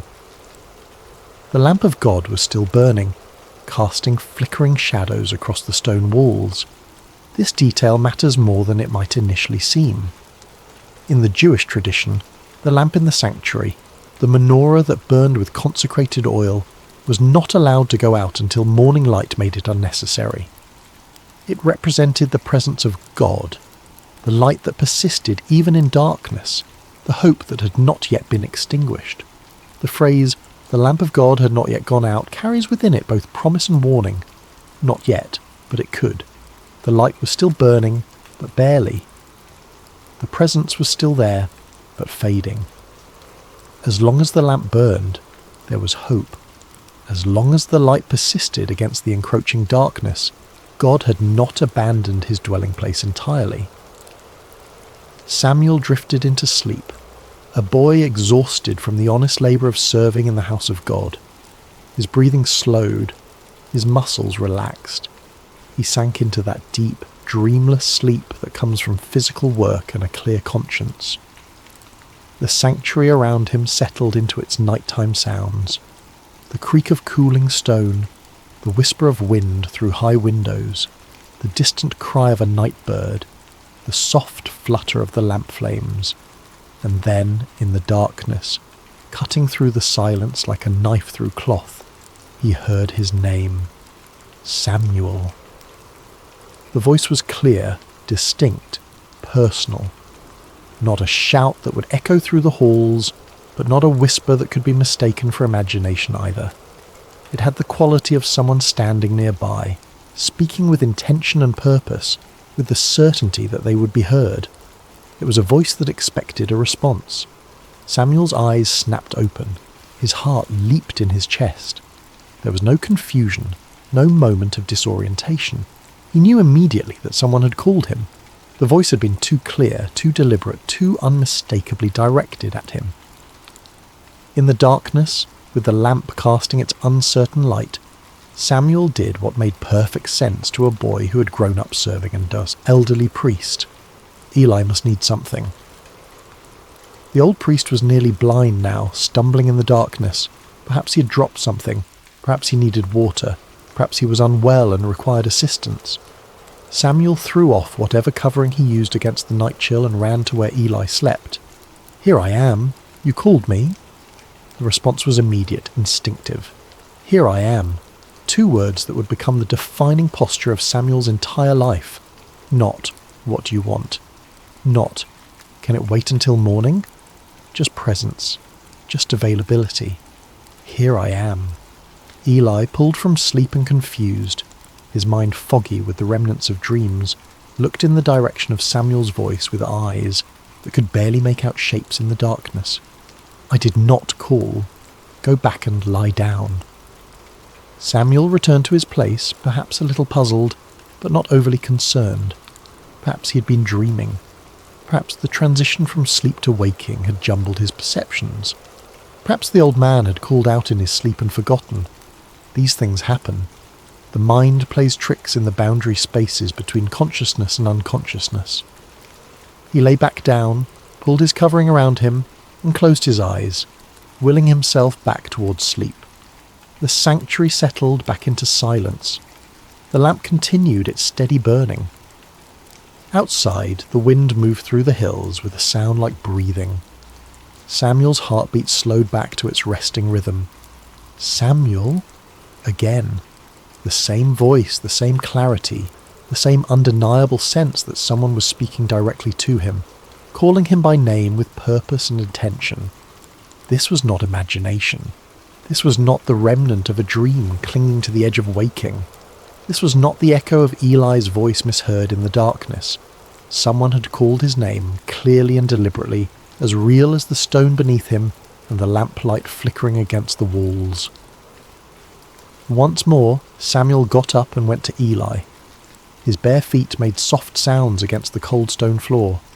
His breathing was quicker now, his confusion deeper. If Eli had not called the first time, then who had? "Here I am. You called me." Eli, now more awake and perhaps slightly irritated at being disturbed a second time, sent him away again with a tone that suggested both confusion and mild frustration. "I did not call, my son. Go back and lie down." Samuel returned, but now there was a question forming in his mind that would not be silenced. If Eli was not calling him, then who was? Was someone playing a trick? Was there an intruder in the sanctuary hiding in the shadows, calling his name for some unknown purpose? But the voice had not seemed mischievous or threatening. It had been steady, certain, intimate, the kind of voice that knows you, that has the right to call your name. He lay back down, but this time sleep did not come easily. His eyes stayed open, staring into the darkness above him. His ears strained for any sound, any indication of who or what had spoken to him. The lamp flickered. A moth circled near its flame. Time stretched and compressed in that strange way it does when you are lying awake in the dark, unsure whether minutes or hours are passing. Samuel. The third time, Samuel abandoned any doubt or hesitation. Someone was calling him, and if it was not Eli, then perhaps the old priest was confused. Perhaps he was calling out without realizing it. Perhaps his dreams were speaking through him. Samuel got up once more, faster now, urgent, and went to Eli. He stood at the foot of the old priest's sleeping mat, his young face barely visible in the dim light that filtered in from the main chamber. "Here I am. You called me." And finally, after decades of serving in the sanctuary, after years of watching the word of the Lord become rare and vision scarce, after witnessing the corruption of his sons and the slow death of Israel's faith, Eli understood. The realization must have hit him like a physical blow. God was calling the boy, not the high priest, not the experienced religious leader, not the man who had served in this place for decades. The boy who cleaned the floors and tended the lamps and slept near the ark without fully comprehending what that meant. Eli's response is one of the most beautiful moments in the entire narrative. He could have been jealous, wounded by the divine bypassing, bitter that his years of service were being overlooked in favour of a child. He could have been defensive, questioning whether this was really happening, whether Samuel was perhaps confused or making things up. He could have claimed the voice for himself, insisted that any divine communication should come through proper channels, through the established hierarchy of priesthood. But instead, Eli became a teacher in the truest sense. He gave Samuel the gift of understanding and the words that would change everything. He put aside whatever personal feelings he might have had and focused entirely on helping Samuel navigate what was about to happen. "Go and lie down," Eli said, and you can hear in those words both resignation and hope, both the sadness of being passed over and the wonder that God was speaking again at all. "And if he calls you, say, 'Speak, Lord, for your servant is listening.'" Those words, "Speak, Lord, for your servant is listening," not "Who are you?" not "What do you want?" not "Prove yourself to me." Just openness, just availability, just the humble acknowledgement that if God is speaking, the only appropriate response is to listen. Samuel returned to his place one more time. He lay down in the darkness, the lamp of God still burning nearby, casting its uncertain light across ancient stones, and he waited. His heart must have been pounding so hard he could hear it in his ears. His mind must have been racing with questions and fears and wonder. What does the voice of God sound like? What will he say? Am I worthy to hear it? What if I do not understand? What if I get it wrong? The silence stretched. The lamp flickered. Outside, the night continued its slow progression toward dawn. And then, for the fourth time, the voice came.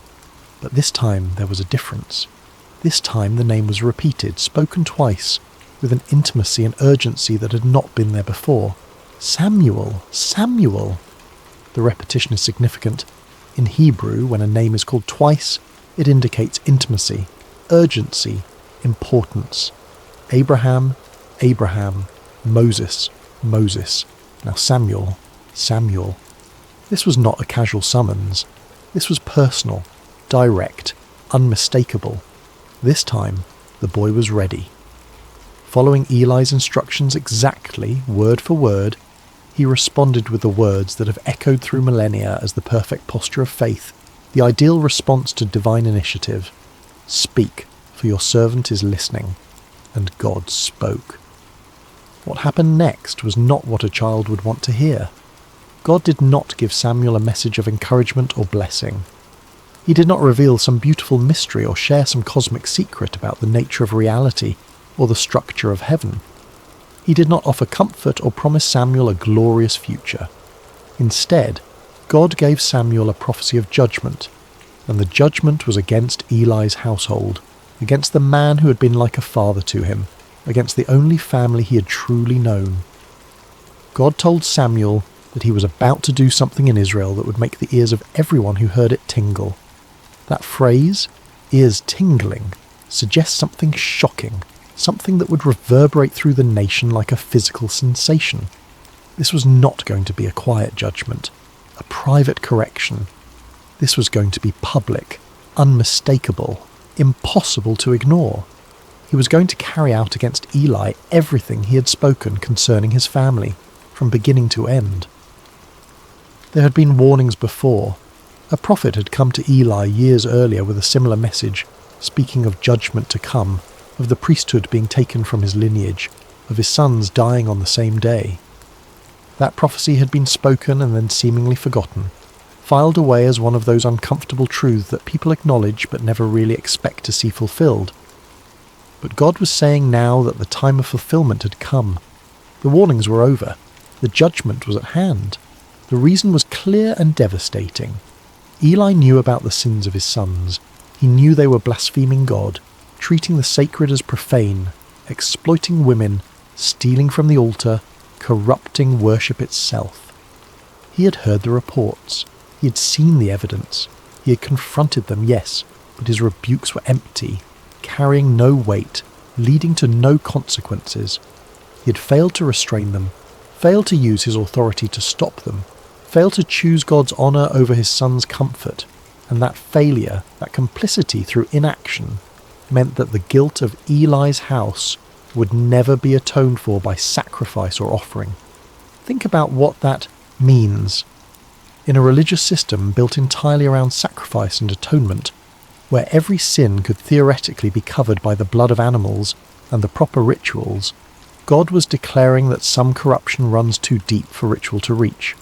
Some betrayals are so fundamental that the system itself cannot address them. Eli's family would carry their guilt to the grave and beyond, marked forever by their choice to prioritize family loyalty over divine justice. Imagine being Samuel in that moment. You are a child, perhaps 11 or 12 years old, lying in the darkness of a sanctuary, having just heard the voice of God for the first time in your life. And the message you have been given is not one of blessing or calling or future glory. It is a message of doom for the man who has raised you, who has taught you everything you know about worship and service, who has been your only father figure in a life marked by abandonment and loneliness. The weight of it must have been crushing. How do you speak words of judgment to someone you love?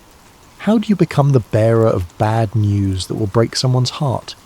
How do you look into the eyes of a man who has shown you kindness and tell him that his family line is cursed, that his sons will die, that everything he has built will crumble? This was the cost of prophecy that no one talks about. This was the burden of truth that cannot be softened or avoided or delayed. Samuel had been given a message, and whether he wanted to deliver it or not was irrelevant. The truth had been spoken to him, and now he was responsible for speaking it to others. This is what it means to be a prophet. Not visions and mystical experiences and spiritual heights, but the grinding, awful responsibility of speaking truths that wound you as deeply as they wound those who hear them. The rest of the night must have been agony for Samuel. The text tells us he lay there until dawn, too afraid to tell Eli what he'd heard. He did not sleep. How could he? His mind must have raced through possibilities. Maybe he had misunderstood. Maybe there was a way to soften the message to make it less harsh. Maybe if he just kept quiet, the whole thing would fade like a dream, and he could go back to his simple life of tending lamps and sweeping floors. But deep down, he knew. The voice had been too clear. The message had been too specific. And God had not asked his opinion about whether this was a good idea or whether Samuel felt ready for such responsibility. The divine does not consult us about our readiness. It simply calls, and we must answer. Chapter 4. The Weight of the Message. As morning light began to filter into the sanctuary, pale and hesitant through the high windows, Samuel rose and went about his duties as usual. Muscle memory guided him through the familiar routines. He opened the doors of the house of the Lord, pushing aside the heavy wooden barriers that sealed the sacred from the profane, letting in the day, with all its ordinary demands. But everything felt different now. The air was heavier, pressing down on his shoulders like a physical weight. The silence was louder, filled with the words he carried but could not speak. He carried within him words that would change everything, and he was terrified to voice them. His hands shook as he performed his tasks. He fumbled with the lamp wicks, nearly spilling oil on the floor. He could not meet anyone's eyes. Every sound made him jump, expecting Eli to call for him, to demand the message, to force him to speak the unspeakable. Eli, however, knew something had happened. Years of serving in the sanctuary had given him an intuition about spiritual matters that his failing eyesight could not diminish. He could sense the change in Samuel, could feel the weight the boy was carrying. He called Samuel to him, his voice gentle but insistent, and when the boy came, reluctant and pale, the old priest asked him directly, "Samuel, my son, what was it he said to you? Please do not hide it from me." Then he added words that carried the weight of both authority and desperation. "May God deal with you, be it ever so severely if you hide from me anything he told you." It was an oath, a binding formula that made concealment impossible. Eli was not giving Samuel an easy out. He was demanding truth, however painful, however devastating. And in doing so, he was teaching Samuel one of the most important lessons of prophetic ministry. That truth matters more than comfort, that integrity requires speaking even when silence would be kinder. There is something deeply moving about this moment.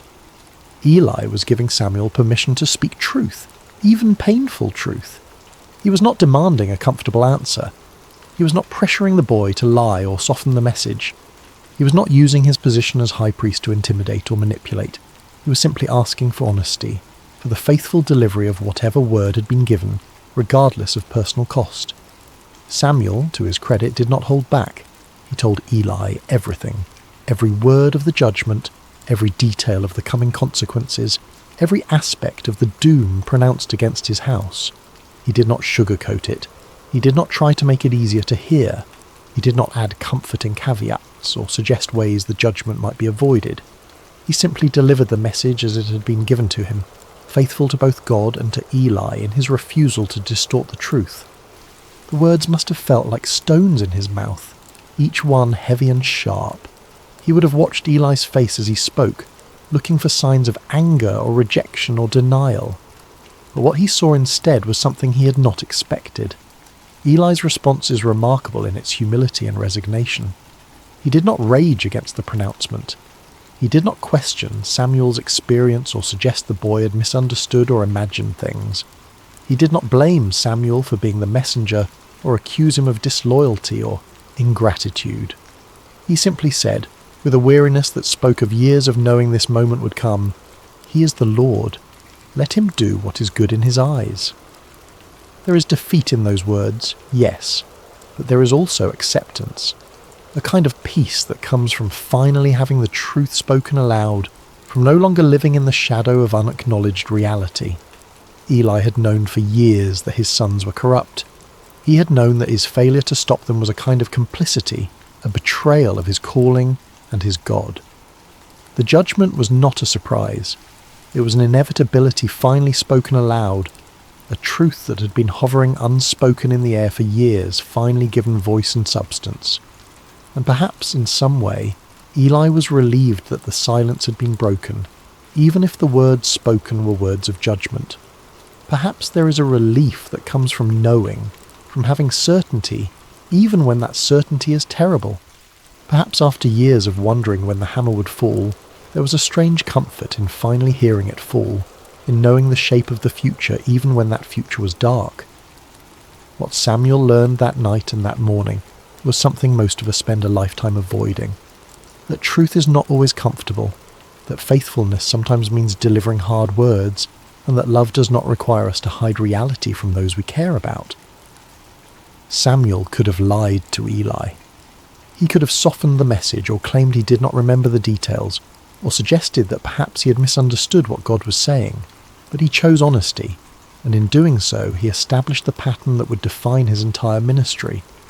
He would be a prophet who spoke the word of the Lord without compromise, without concern for how it would be received, without fear of the consequences.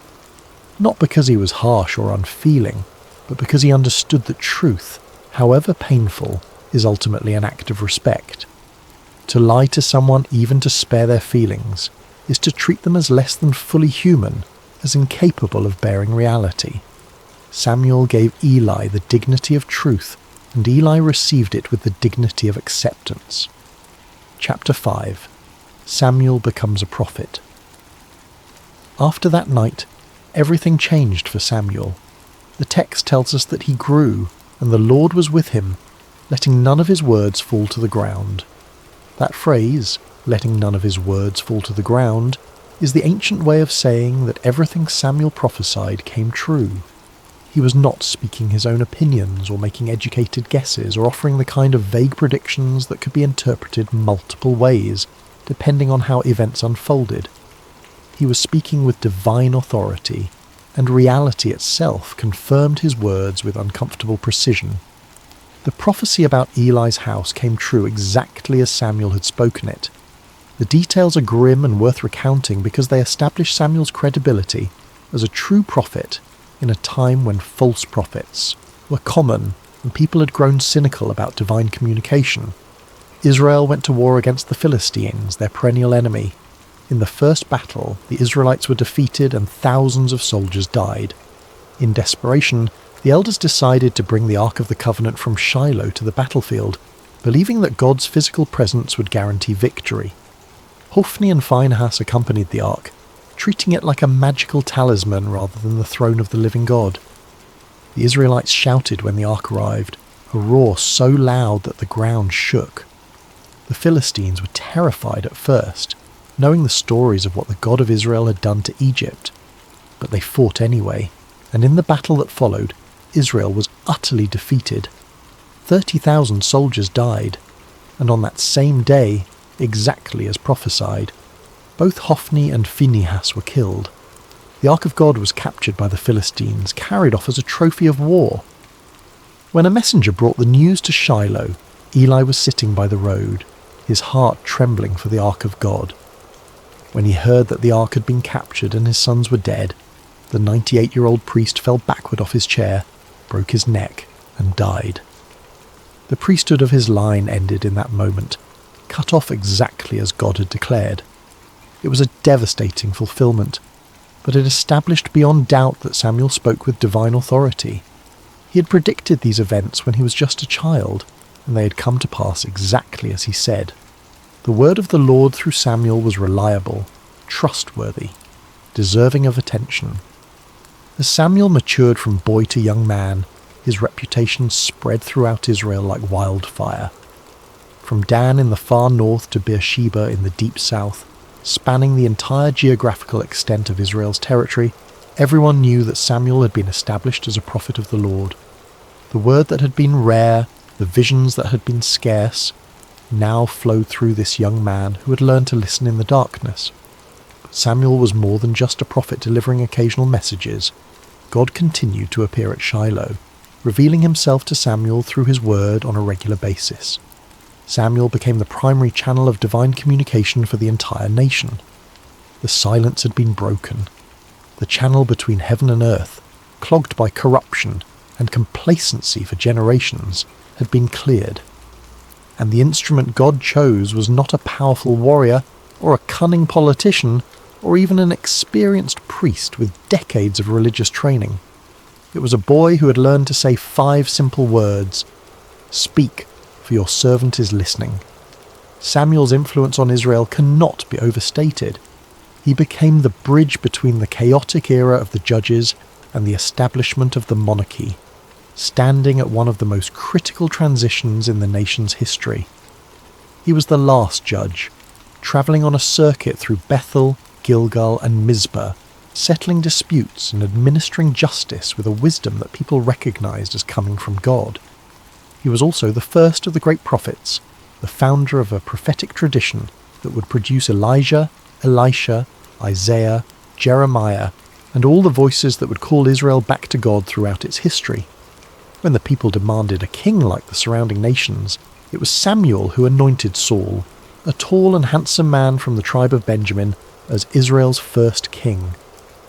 And when Saul proved disobedient and unfaithful to God, it was Samuel who had to deliver yet another hard message of judgment, who had to watch another man he had elevated fall under divine displeasure.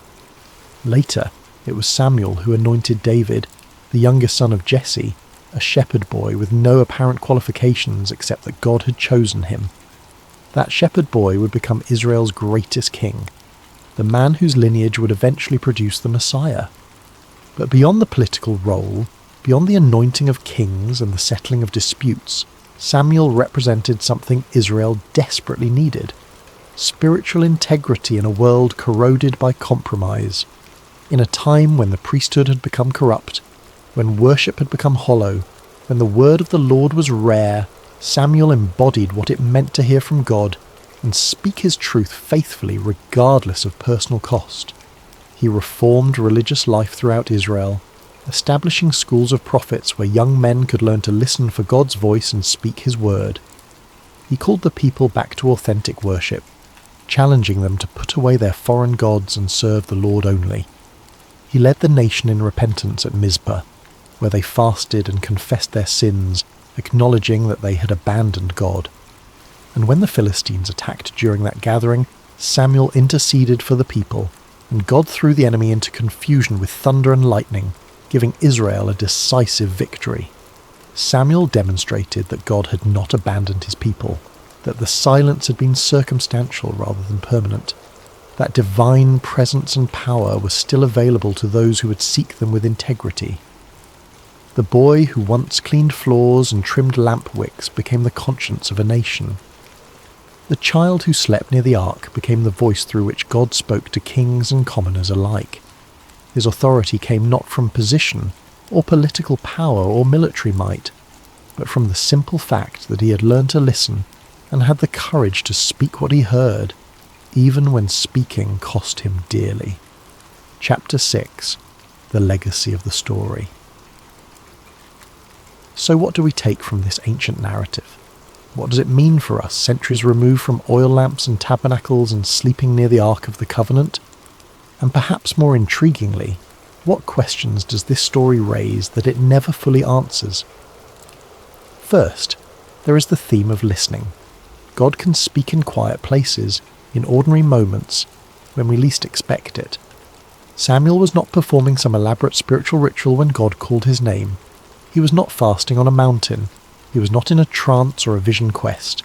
He was sleeping, exhausted from a day of mundane labour. He was simply present in a sacred space, available to be awakened.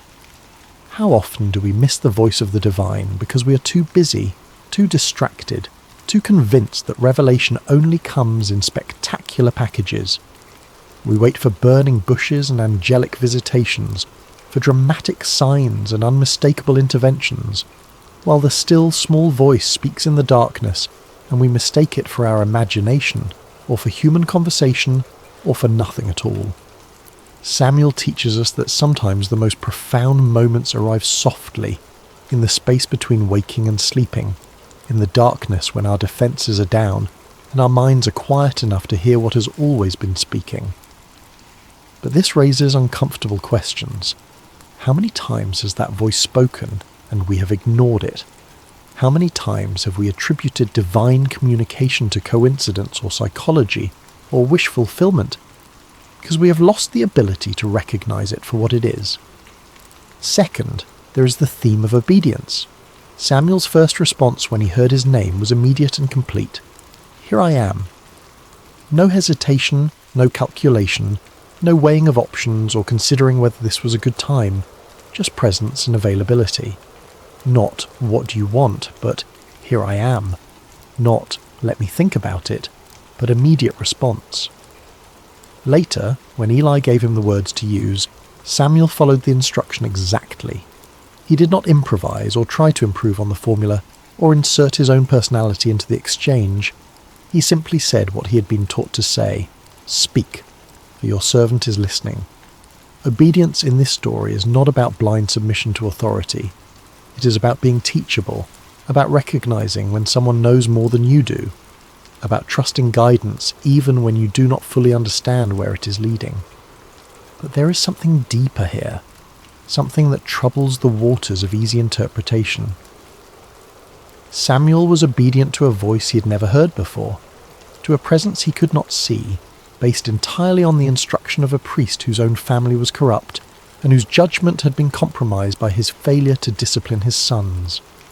What made Samuel so certain that this was God speaking and not some other voice? What internal compass guided him toward trust when skepticism would have been equally reasonable? Third, there is the theme of humility. Samuel's greatness began in small acts of service. He was faithful in opening doors, in cleaning, in tending lamps, in all the unglamorous work that keeps a sacred space functioning. He did not despise the small things, or consider himself above menial tasks. He swept floors with the same attention he later brought to anointing kings. He trimmed lamp wicks with the same care he would later exercise in delivering prophetic words, and it was in that posture of humble service, in the daily repetition of small faithful acts, that God found him. How different this is from our modern obsession with platform and visibility, with making a name for ourselves and ensuring everyone knows our accomplishments, with treating service as a stepping stone to something better rather than as its own reward. Samuel reminds us that true influence is built in obscurity, that character is formed in the small decisions no one sees, that greatness is the fruit of faithfulness in little things rather than the result of ambitious self-promotion. But again, there is a mystery here. Why Samuel? What was it about this particular boy that made him suitable for this calling? The text gives no indication that he was exceptional in any way. He was simply there, simply faithful, simply available. Which raises the question, are there others who are equally faithful, equally available, who never heard their name called? Is divine calling arbitrary, or is there some hidden criteria that determines who hears the voice and who does not? Fourth, there is the theme of responsibility. Sometimes truth is hard but necessary. Samuel's first message from God was a message of judgment, and he had to deliver it to someone he loved. This is the cost of being a conduit for truth. You do not get to choose which messages are convenient and which are difficult. You do not get to edit reality to make it more palatable. You do not get to withhold hard truths, because speaking them might damage relationships or cost you social capital. If you are going to be a voice for something beyond yourself, whether you call that voice God or conscience or truth, or simply what is, you have to be willing to speak even when the words cut you as deeply as they cut those who hear them. Samuel could have spared Eli. He could have lied or softened the message or claimed he did not remember the details. But he chose the harder path of honesty, and in doing so he honoured both Eli and himself. Yet this raises ethical questions that the narrative does not resolve. What is the balance between truth and compassion? When does speaking hard truths become cruelty disguised as honesty? Samuel was a child delivering a message he did not create and could not change. But what about us? When the truths we must speak are filtered through our own perceptions and biases and limited understanding, how do we know when to speak and when to remain silent? Fifth, there is the theme of hope. The lamp of God had not yet gone out. Even in the darkest period of Israel's spiritual life, when the priesthood was corrupt and the word of the Lord was rare and the nation was spiritually adrift, there was still a light burning somewhere in the darkness. God had not abandoned his people. He was simply waiting for someone who would listen, someone who would respond, someone who would be faithful with what was given to them. Samuel represents the truth that it is never too late for renewal, that no matter how far things have fallen, no matter how corrupt the systems or how cynical the people, there is always the possibility of a voice in the darkness calling us back to what matters. The light may be flickering, the wick may be nearly consumed, the oil may be running low, but as long as there is any light at all, there is hope for rekindling, for replenishment, for the dawn that follows even the longest night. But this optimistic reading sits uncomfortably with the historical reality. The lamp did eventually go out. The sanctuary at Shiloh was destroyed. The ark was captured and never returned to that place. The line of Eli ended in blood and disgrace. Samuel's calling did not prevent disaster. It only narrated it before it happened. So what kind of a hope is this? Is it simply the hope that truth will be spoken, even if it changes nothing? Is it the hope that someone will bear witness, even in the midst of collapse?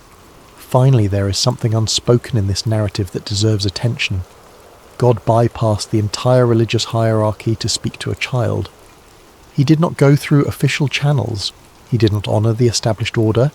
He did not consult with the high priest or seek permission from religious authorities. He simply called out in the darkness to a boy who had no status, no authority, no credentials beyond faithfulness in small things. This is either deeply encouraging or deeply unsettling, depending on your perspective. It suggests that divine communication is not controlled by institutions, that truth can emerge from the margins, that the voice of God might speak to those we least expect, rather than to those we've designated as official intermediaries. But it also raises anarchistic questions about authority and order, about how we distinguish genuine divine calling from delusion or manipulation, about what happens when everyone claims to hear the voice of God speaking contradictory messages. Samuel's story is ultimately about availability. He was not the most powerful person in Israel. He was not the most educated or the most connected. He was simply present, attentive, and willing to respond when he heard his name called. And that was enough. That has always been enough. But it invites us to ask, what are we available for? What sacred spaces do we inhabit, whether physical or spiritual or psychological, where we might be found by whatever calls to us in the darkness? And when that call comes, will we recognize it, or will we mistake it for something ordinary, something explainable, something that requires no response. Epilogue, the voice in the night. Close your eyes and imagine that sanctuary again. The vast stone building in Shiloh, the oil lamps casting their gentle light, the shadows dancing on walls that have witnessed generations of worship and neglect. Imagine the boy lying near the ark, exhausted from a day of simple service, drifting into sleep with no expectation that this night will be different from any other. And then the voice, clear, personal, undeniable, a voice that breaks through the silence of heaven and calls a child by name. Samuel's story is a reminder that the divine does not always announce itself with thunder and lightning. Sometimes it comes as a whisper in the darkness. Sometimes it arrives in the form of a question repeated until we finally understand that we are being addressed. Sometimes the most significant moments of our lives happen when we are alone, unguarded, simply present in a space where we have made ourselves available to something greater than ourselves. The lamp of God is still burning. That is the promise embedded in this ancient narrative. No matter how dark the times, no matter how corrupt the systems, no matter how silent heaven seems, there is always a light somewhere refusing to go out, and there is always the possibility that in the quiet, in the stillness, in the spaces between our busy thoughts and desperate prayers, we might hear our name spoken by a voice we do not yet recognize. The question is not whether the voice is calling. The question is whether we are listening.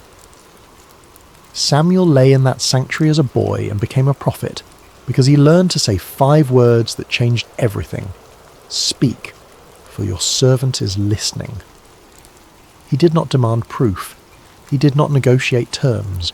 He did not insist on understanding everything before committing to anything. He simply made himself available, and availability was enough. Perhaps that is the real legacy of Samuel's calling. Not that he became powerful or influential or historically significant, though he became all those things. The real legacy is that he teaches us what it looks like to be genuinely open to transformation, to be willing to hear hard truths, to be faithful in small things while waiting for larger purposes to reveal themselves. In our age of constant noise and perpetual distraction, where silence is something to be feared rather than cherished, Samuel's story feels almost subversive. It suggests that the most important communications might not come through our devices or our carefully curated information streams. They might come in the quiet, in the dark, in the moments when we stop performing and simply exist in the presence of something that knows our name. So tonight, as you drift towards sleep, consider the possibility that you, too, might be lying in a sacred space, even if you do not recognize it as such. Consider the possibility that there might be a voice, gentle and persistent, calling your name in the darkness.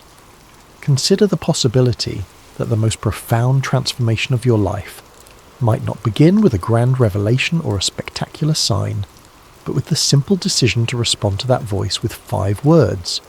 Speak, for your servant is listening. The lamp is still burning. The voice is still calling. The only question is whether we have ears to hear. Hello friends, and welcome to Sacred Slumber. I hope your day has been filled with blessings, no matter what time you're joining us or where you are in this beautiful world. Before we begin tonight's journey into the remarkable story of Gideon, I want to invite you to subscribe to Sacred Slumber so you never miss these powerful biblical narratives that can transform your heart and strengthen your faith. Now let's settle in as we explore one of the most extraordinary accounts of courage, faith and divine intervention in all of Scripture. The sun hung low over the hills of Israel, casting long shadows across a land that had once flowed with milk and honey. But those days seemed like distant memories now. The once prosperous nation had fallen into chaos, its people scattered and hiding like frightened animals. For 7 long years, the Midianites had swept down upon Israel like locusts, devouring everything in their path. Picture, if you will, the terror that gripped every village and farmstead. Families would wake each morning not knowing if this would be the day the raiders would come. fathers would venture out to check their crops, only to find them trampled and stolen. Children would be hushed to silence at the first sound of hoofbeats on the horizon. The very air seemed thick with fear and desperation. The Midianites, along with their allies, the Amalekites, and other eastern peoples, had turned the conquest of Israel into an annual ritual. Like a plague of locusts, they would arrive at harvest time, their camels beyond counting, stretching across the landscape as far as the eye could see. They would strip the land bare, taking not only the grain and livestock, but also crushing the spirits of God's chosen people. Farmers had abandoned their fields, choosing instead to hide in mountain caves and underground chambers. The marketplaces that once bustled with commerce now stood empty and silent. What should have been a time of celebration and thanksgiving for the harvest had become a season of dread and starvation. Israel's cities, once proud and strong, had crumbled into mere shadows of their former glory.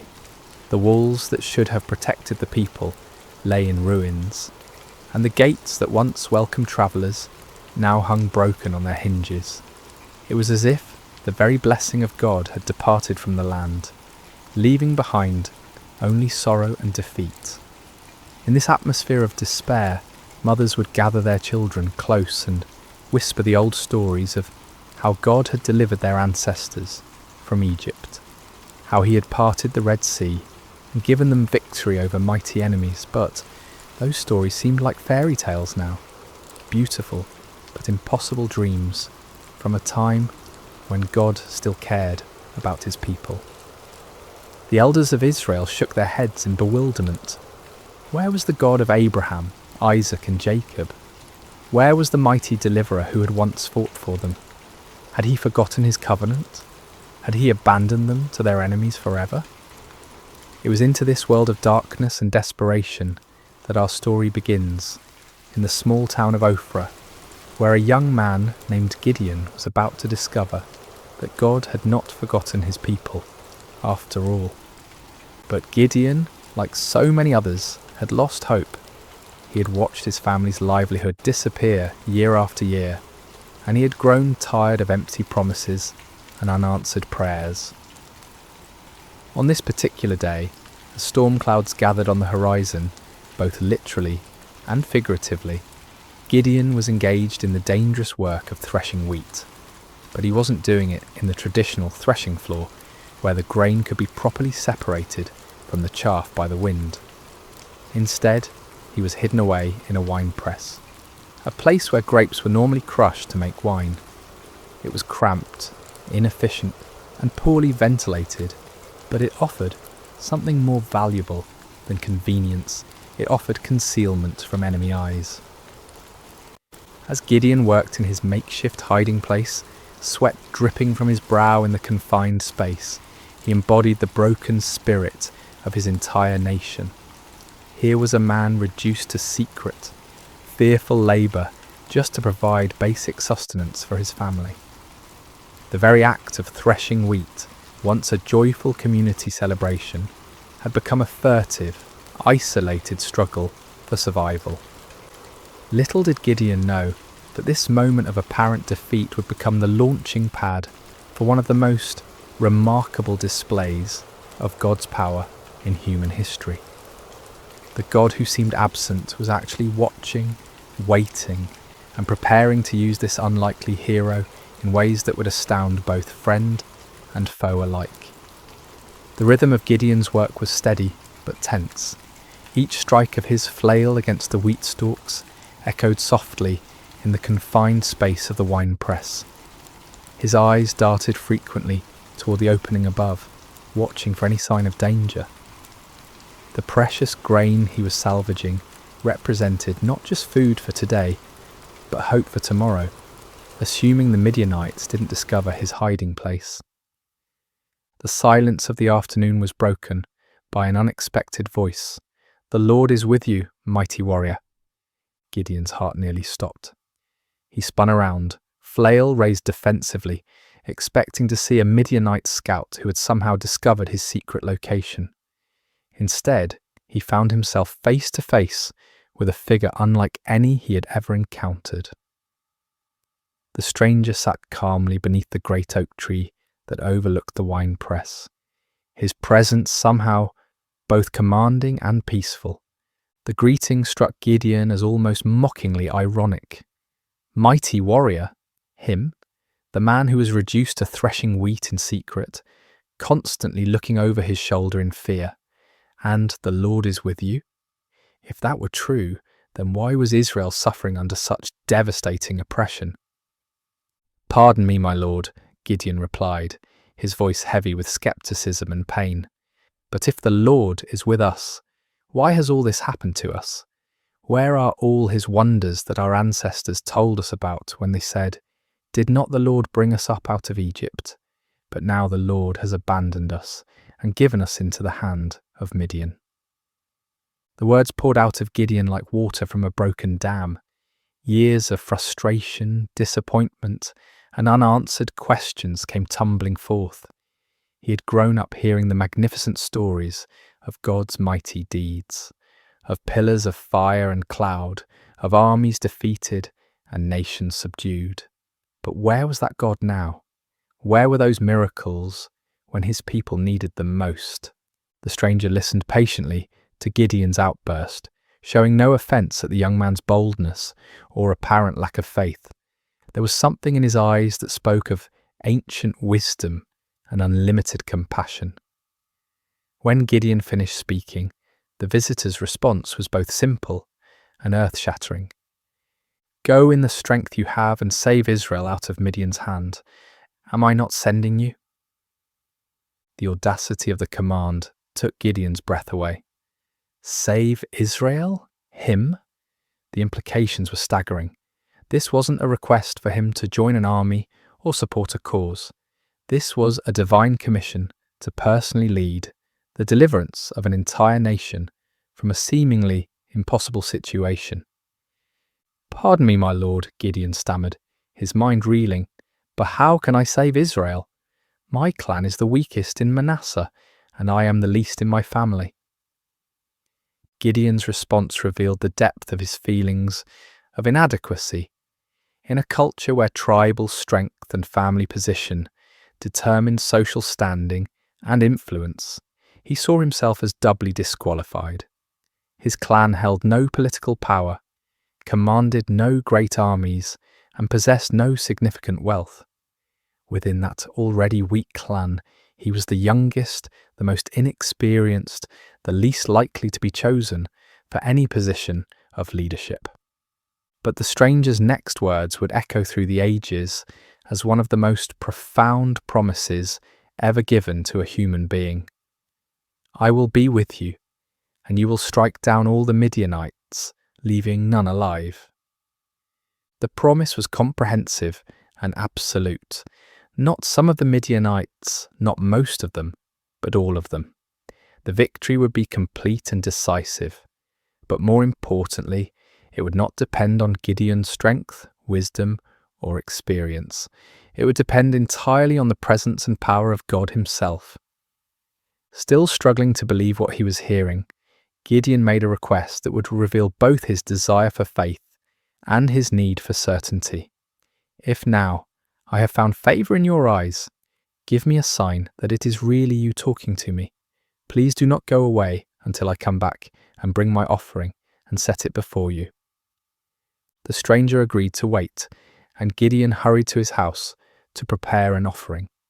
His heart raced as he worked, his hands trembling slightly as he prepared a young goat and made bread from an ephah of flour. This was not a small offering by the standards of his time, especially for a family struggling under the oppression of constant raids. Yet something within him compelled him to give generously, to honour this mysterious visitor properly. When Gideon returned with the prepared food, the stranger instructed him to place the meat and unleavened bread on a rock and pour out the broth. Gideon obeyed, though he couldn't understand the purpose of these strange instructions. What happened next would leave no doubt about the supernatural nature of his visitor. The stranger touched the meat and bread with the tip of the staff he carried, and immediately fire flared from the rock, consuming the entire offering in an instant. The flames burned with an intensity and heat that no ordinary fire could match, leaving nothing behind but the memory of their brilliance. In that same moment, the stranger vanished from sight, disappearing as suddenly and mysteriously as he had appeared. Terror gripped Gideon's heart as the full realization of what had just occurred crashed over him like a mighty wave. This had been no ordinary man, no mere messenger or prophet. This had been the angel of the Lord, a manifestation of God himself. In that moment of understanding, Gideon was overwhelmed not with joy, but with mortal fear. "Alas, sovereign Lord," he cried out in anguish, "I have seen the angel of the Lord face to face." In the ancient world, it was believed that no human could see God and live. The very encounter that should have filled him with confidence instead filled him with terror. Had his boldness in questioning and testing the Lord sealed his doom? Would he die for having stood in the presence of the Almighty? But even in his moment of greatest fear, God's grace reached out to comfort him. The voice of the Lord came to him again, gentle and reassuring. "Peace, do not be afraid, you are not going to die." With his own hands, Gideon built an altar on that spot and called it, "The Lord is Peace." The place where he had threshed wheat in fear and desperation had become holy ground, the site of a divine encounter that would change not only his life, but the destiny of an entire nation. As night fell over Ophrah, Gideon stood beside his new altar, his mind swirling with the magnitude of what had occurred. The God of his ancestors had not abandoned Israel after all. He had been working, planning, preparing for this very moment, and somehow, incredibly, he had chosen Gideon to be his instrument of deliverance. Yet even as faith began to bloom in his heart, doubt lingered like shadows at the edges of his mind. The task before him seemed impossible, the odds insurmountable. How could he, one man from the weakest clan in Manasseh, possibly hope to defeat the countless multitudes of Midian and their allies? It was a question that would lead him to make one of the most famous requests for divine confirmation in all of Scripture. The days following Gideon's encounter with the angel of the Lord were filled with a mixture of excitement and anxiety. The divine commissioning had been clear and unmistakable, yet the human heart, prone to doubt and fear, struggled to fully embrace what seemed impossible. Gideon found himself caught between the supernatural certainty of his calling and the natural uncertainties of his circumstances. As he went about his daily tasks, Gideon's mind constantly returned to that moment when fire had consumed his offering and the angel had vanished from sight. Had it really happened? In the bright light of day, with the familiar sounds and sights of ordinary life surrounding him, the encounter almost seemed like a dream. Yet the altar he had built stood as a permanent reminder, its stones bearing witness to the reality of what had occurred. Word began to spread quietly through the region about Gideon's calling. Some believed and were filled with hope for the first time in years. Others were skeptical, wondering how this young man could possibly succeed where so many others had failed. Still others were fearful, worried that any attempt at resistance would only bring more severe retaliation from their oppressors. The weight of responsibility pressed heavily on Gideon's shoulders. He was being asked not just to risk his own life, but potentially to lead others to their deaths. What if he had misunderstood? What if his faith had somehow led him astray? The consequences of a mistake would be catastrophic, not just for him, but for all who would follow him. It was in this state of mind that Gideon made his famous request for divine confirmation. The fleece test, as it would come to be known, represented not a lack of faith, but rather a deep desire for certainty in the face of overwhelming responsibility. "If you will save Israel by my hand as you have promised," Gideon prayed earnestly, "look, I will place a wool fleece on the threshing floor. If there is dew only on the fleece, and all the ground is dry, then I will know that you will save Israel by my hand, as you said." The request was specific and measurable. In the normal course of nature, dew would form on all surfaces exposed to the night air.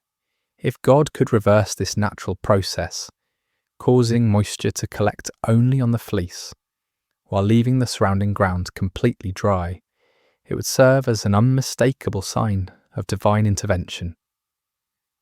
Gideon placed the fleece carefully on the threshing floor as evening approached.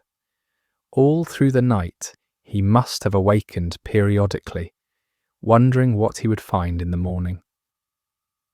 As dawn broke, he hurried to the spot where he had placed his test. What he discovered filled him with wonder and awe. The fleece was thoroughly saturated with dew, so much so that when he wrung it out, he was able to fill an entire bowl with water. Yet all around it, the ground was completely dry, as if an invisible barrier had prevented any moisture from settling anywhere but on the wool. The sign was clear and unmistakable, yet Gideon's human nature craved even greater certainty.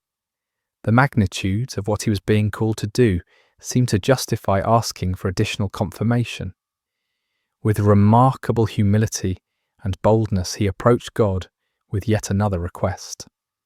"Do not be angry with me," Gideon prayed, acknowledging that his repeated testing might seem to indicate a lack of trust. "Let me make just one more request. Allow me one more test with the fleece, but this time make the fleece dry and let the ground be covered with dew." This second test was even more remarkable than the first. It would be one thing for God to cause dew to collect on a single object, while keeping the surrounding area dry, but it would be quite another to keep one small piece of wool completely dry while saturating everything around it. This second sign would demonstrate not just God's power over nature, but his precise control over the smallest details. Again, Gideon placed the fleece on the threshing floor and waited through the night. When morning came, he found exactly what he had requested. The fleece was bone dry without a trace of moisture, while the ground all around it sparkled with heavy dew. The grass, the stones, the nearby trees, everything was wet with the night's moisture, except for that one small piece of wool.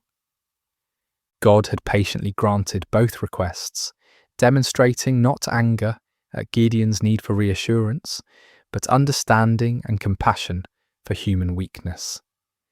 The fleece tests revealed important truths about the nature of faith and the character of God. Faith is not the absence of questions or doubts. Rather, it is the willingness to act in obedience despite those questions and doubts. Moreover, God's response to Gideon's requests showed his patience with those who seek him earnestly. He did not rebuke Gideon for his need for confirmation, nor did he withdraw his calling because of the young man's hesitation. Instead, he graciously provided the assurance that Gideon needed to step forward in faith. The fleece tests also demonstrated the balance between seeking divine guidance and taking action.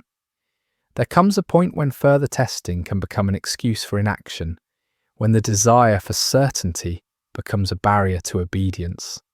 Gideon wisely limited his requests to 2 clear signs, then proceeded to act on what he had received. As news of these miraculous signs spread throughout the tribes of Israel, hope began to stir in hearts that had been dormant for years. Perhaps God had not forgotten them after all. Perhaps deliverance was indeed coming through this unlikely young man from Ophrah. But before Gideon could lead Israel into battle against their oppressors, he would need to assemble an army. The call went out throughout the territories of Manasseh, Asher, Zebulun, and Naphtali. Men who had been hiding in caves and mountain strongholds began to emerge, drawn by the promise of freedom and the reports of God's miraculous confirmations. The response was overwhelming. 32,000 men answered the call, a substantial army by any measure. These were not professional soldiers, but farmers and craftsmen, fathers and sons, united by their hatred of oppression and their desperate hope for liberation. They came carrying whatever weapons they could find: swords that had been hidden from enemy raids, spears hastily fashioned from farming tools, bows that had been used for hunting game in the wilderness. As Gideon looked out over this vast assembly of volunteers, he might have felt a surge of confidence. Surely with 32,000 men, even amateur fighters, he could mount a credible challenge to the Midianite forces. The odds were still daunting, given that the enemy could field armies many times larger, but at least now they had a fighting chance. Yet God had other plans. The fleece tests had been preparation not just for Gideon's faith, but for an even greater demonstration of divine power. The true test was not whether Gideon could trust God with impossible signs, but whether he could trust God with an impossible strategy. What happened next would shock both Gideon and his army, challenging every human assumption about warfare and victory. God was about to demonstrate that his ways are not our ways, and that his power is made perfect, not in human strength, but in human weakness. The morning sun cast long shadows across the camp as 32,000 men prepared for what they believed would be their march to war. Weapons were sharpened, provisions were packed, and final prayers were offered. The air buzzed with nervous energy as farmers turned warriors contemplated the battle that lay ahead. Gideon moved among his troops, offering words of encouragement and trying to project the confidence that a leader must display. Yet privately, he was still awed by the magnitude of what was happening. Just weeks earlier, he had been hiding in a wine press, and now he stood at the head of the largest volunteer army Israel had assembled in generations. But as the army prepared to march toward the enemy encampment, God spoke to Gideon with words that must have sent shockwaves through his entire being. "You have too many men. I cannot deliver Midian into their hands, or Israel would boast against me. Our own strength has saved us." Too many men? The statement seemed to defy all military logic. The Midianites and their allies numbered in the hundreds of thousands. Their camels alone described as being like locusts for multitude. How could 32,000 possibly be considered too many? Yet God's reasoning revealed a profound truth about the nature of divine deliverance. If Israel won the coming battle through conventional military means, they would inevitably credit their victory to their own strength, strategy, and courage. The victory needed to be so obviously supernatural that no one could mistake its source. God's glory was at stake, and that glory could not be shared with human pride. Following God's instructions, Gideon stood before his assembled army and made an announcement that must have stunned many of the volunteers. Anyone who trembles with fear may turn back and leave Mount Gilead. The offer was based on an ancient law found in Deuteronomy, which recognized that fearful soldiers could spread panic through the ranks and actually weaken an army's effectiveness. But in this case, the dismissal served a different purpose entirely. God was beginning the process of reducing the army to a size that would make his intervention unmistakable. The response to Gideon's announcement was immediate and devastating. 22,000 men took advantage of the opportunity to withdraw from what many probably saw as a suicide mission anyway. These were not cowards in the traditional sense. They were ordinary people facing an extraordinary situation, and they chose the safety of their families over the uncertainties of battle. As Gideon watched more than 2/3 of his army walk away, his heart must have sunk. 10,000 men remained, still a respectable force, but far fewer than what seemed necessary for the task ahead. Surely now they could proceed with God's blessing. But God was not finished with his reductions. "There are still too many men," came the divine word. "Take them down to the water, and I will thin them out for you there. If I say, 'This one shall go with you,' he shall go. But if I say, 'This one shall not go with you,' he shall not go." The instruction was puzzling and specific. Gideon was to observe how the men drank water and select his final army based on their drinking method. Of all the criteria that might be used to choose warriors, how they consumed water seemed among the least relevant to military prowess. At the water's edge, the 10,000 men revealed their character through their approach to drinking. The vast majority knelt down and put their faces directly to the water, drinking deeply and focusing entirely on satisfying their thirst. But a small group, only 300 men, demonstrated a different approach. They brought water to their mouths with their hands, lapping it like dogs while maintaining their vigilance and readiness. God's instruction was clear. "With the 300 men that lapped, I will save you and give the Midianites into your hands.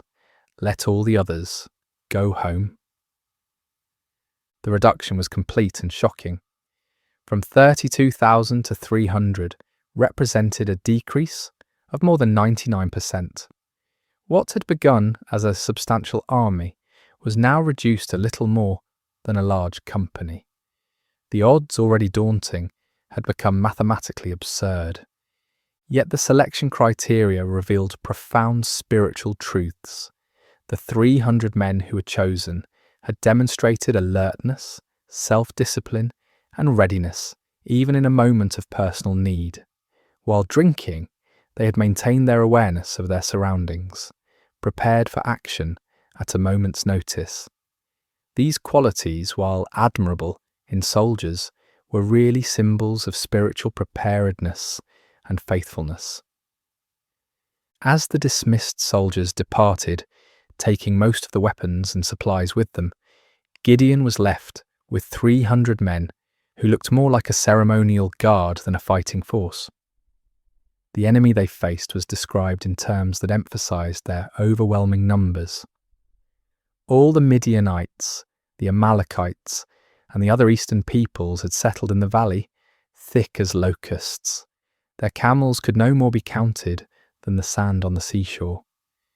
The disparity was so extreme that it moved beyond the realm of military strategy into the realm of the miraculous. No human commander would voluntarily reduce his forces to such a level when facing such overwhelming odds. Yet this was precisely God's point. The victory that was coming would be so clearly divine in origin that no one could attribute it to human planning or prowess. For Gideon, this final reduction must have been the ultimate test of faith. Everything in his military thinking, everything in his natural instincts, everything in conventional wisdom screamed against such a strategy. Yet his experiences with the fleece had prepared him for this moment. He had learned to trust God's ways even when they contradicted human logic. The 300 men who remained showed remarkable faith as well. They could see the enemy forces spread across the valley below them. They knew the odds better than anyone, yet they chose to stay, to trust in the God who had called them through his servant Gideon. As night fell over the Israelite camp, the 300 men prepared for what would be the most unconventional battle in military history. They had no idea that they were about to participate in a victory that would be remembered and celebrated for thousands of years, a victory that would demonstrate God's power to use the weak to confound the mighty. The stage was set for a night that would change everything. The Midianites slept in their countless tents, confident in their overwhelming superiority. The 300 Israelites made their final preparations, trusting in a God who specialized in impossible victories. The hours before dawn are often the darkest, both literally and figuratively. As Gideon and his 300 men crouched in the hills overlooking the vast enemy encampment, the weight of their impossible mission pressed down upon them like a physical burden. The valley below was filled with the tents of their enemies, stretching as far as the eye could see in the starlight, a sea of canvas that housed an army larger than any they had ever faced. Despite the miraculous signs he had witnessed and the divine assurances he had received, Gideon still struggled with doubt. God, in his infinite understanding of human nature, provided one more confirmation before the battle commenced. "Get up, go down against the camp," the Lord instructed, "because I am going to give it into your hands. If you are afraid to attack, go down to the camp with your servant Purah and listen to what they are saying. Afterward, you will be encouraged to attack the camp." The offer revealed God's compassionate understanding of Gideon's anxiety. Rather than rebuking him for his continued fears, the Lord provided an opportunity for reassurance. Taking his servant Purah with him, Gideon crept down toward the perimeter of the enemy camp under cover of darkness. The Midianite camp was massive beyond imagination. Thousands upon thousands of tents housed warriors from multiple nations united in their conquest of Israel. The sounds of the sleeping army filled the night air, snoring soldiers, restless camels, the occasional challenge of sentries. The very scale of the enemy forces should have been overwhelming to any reasonable observer. As Gideon and Purah approached the outer edge of the camp, they overheard a conversation between two Midianite soldiers. One was telling his companion about a disturbing dream he had experienced. "I had a dream. A round loaf of barley bread came tumbling into the Midianite camp. It struck the tent with such force that the tent overturned and collapsed." The interpretation offered by his fellow soldier was even more remarkable. "This can be nothing other than the sword of Gideon, son of Joash, the Israelite. God has given the Midianites and the whole camp into his hands." The irony was profound. Here, in the heart of the enemy camp, God was providing confirmation through the mouths of Israel's oppressors themselves. The barley bread in the dream was significant. Barley was considered the food of the poor, inferior to wheat. Yet in the dream, this humble loaf had the power to destroy the entire enemy position. The symbolism was clear. God would use the humble and despised to bring down the mighty and proud. That Gideon's name was already known to the enemy indicated that word of the gathering Israelite resistance had reached their ears. Rather than being encouraged by their overwhelming numerical superiority, some among the Midianites were apparently experiencing anxiety about this upstart Hebrew leader. God was already working in the hearts and minds of the enemy, preparing them for defeat. Gideon and Purah retreated to their own lines, hearts pounding with excitement and renewed confidence. The doubt that had plagued Gideon was finally dispelled by this remarkable confirmation. When they reached the Israelite position, Gideon called his men together for final instructions. "Get up," he announced with newfound authority and confidence.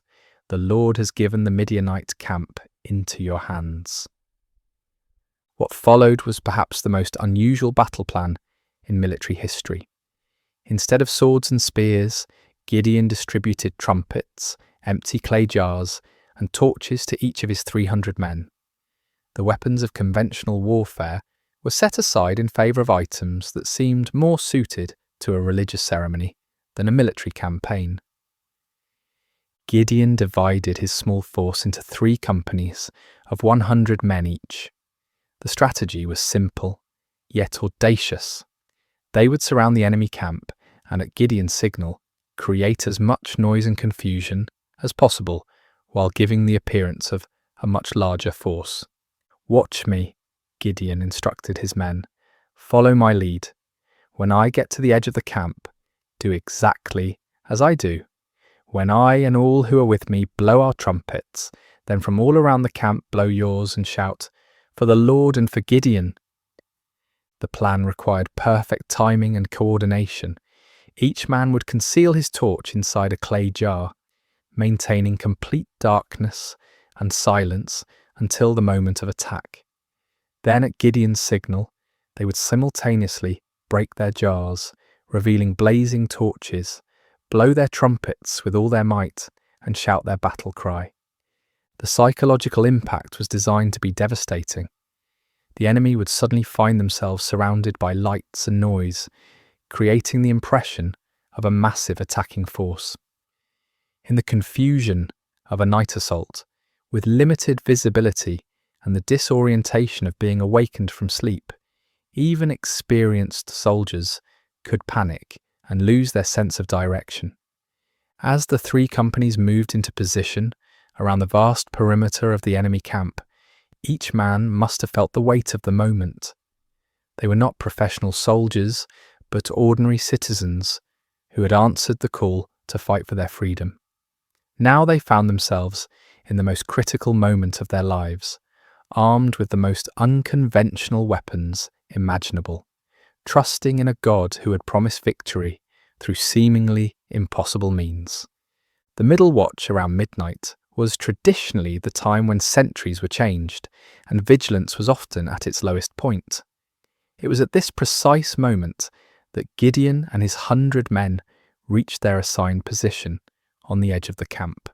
Across the valley, 200 other men waited in similar positions, every eye fixed on their leader for the signal that would begin the battle.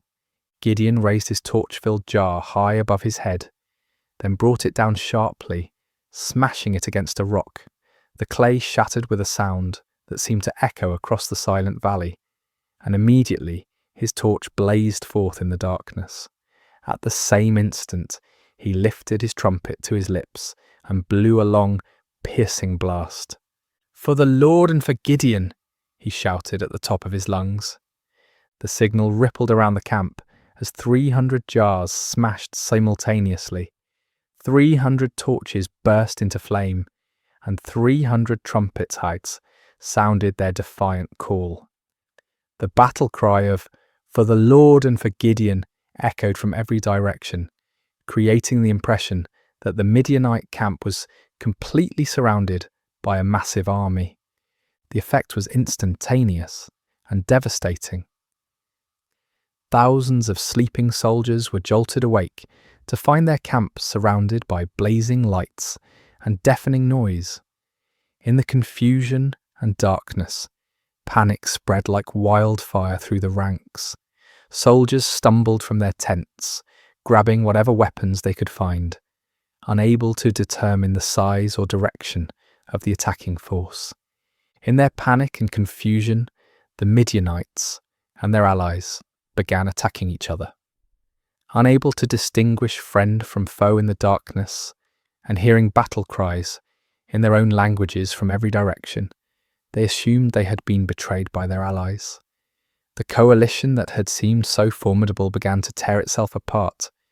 The 300 Israelites maintained their positions around the perimeter, continuing to blow their trumpets and hold their torches high, creating the illusion of a massive army that had the enemy completely surrounded.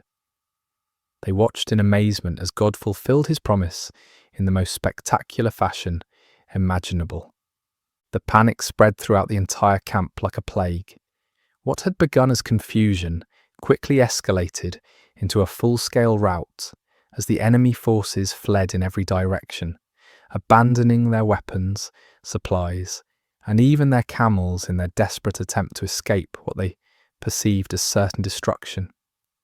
The victory was complete and overwhelming, achieved not through superior numbers or military might, but through divine intervention, working through the obedience of 300 faithful men.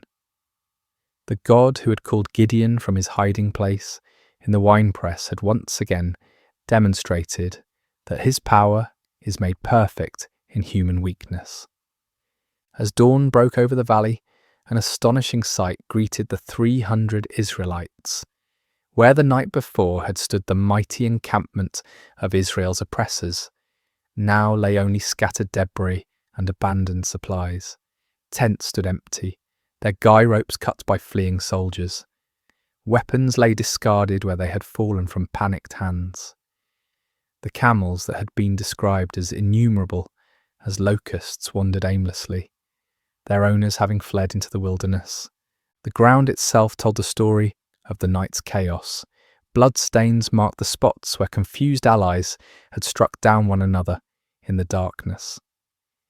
Personal belongings were strewn across the landscape as the fleeing army had abandoned everything that might slow their escape. The scene looked less like the aftermath of a battle and more like the remnants of a catastrophic natural disaster. Gideon and his men moved through the abandoned camp in wonder, scarcely believing what their eyes were witnessing. The victory was so complete, so overwhelming, that it seemed almost too good to be true, yet the evidence was undeniable. The army that had terrorized Israel for 7 years had been routed by 300 men armed with trumpets and torches. But God's deliverance was not yet complete.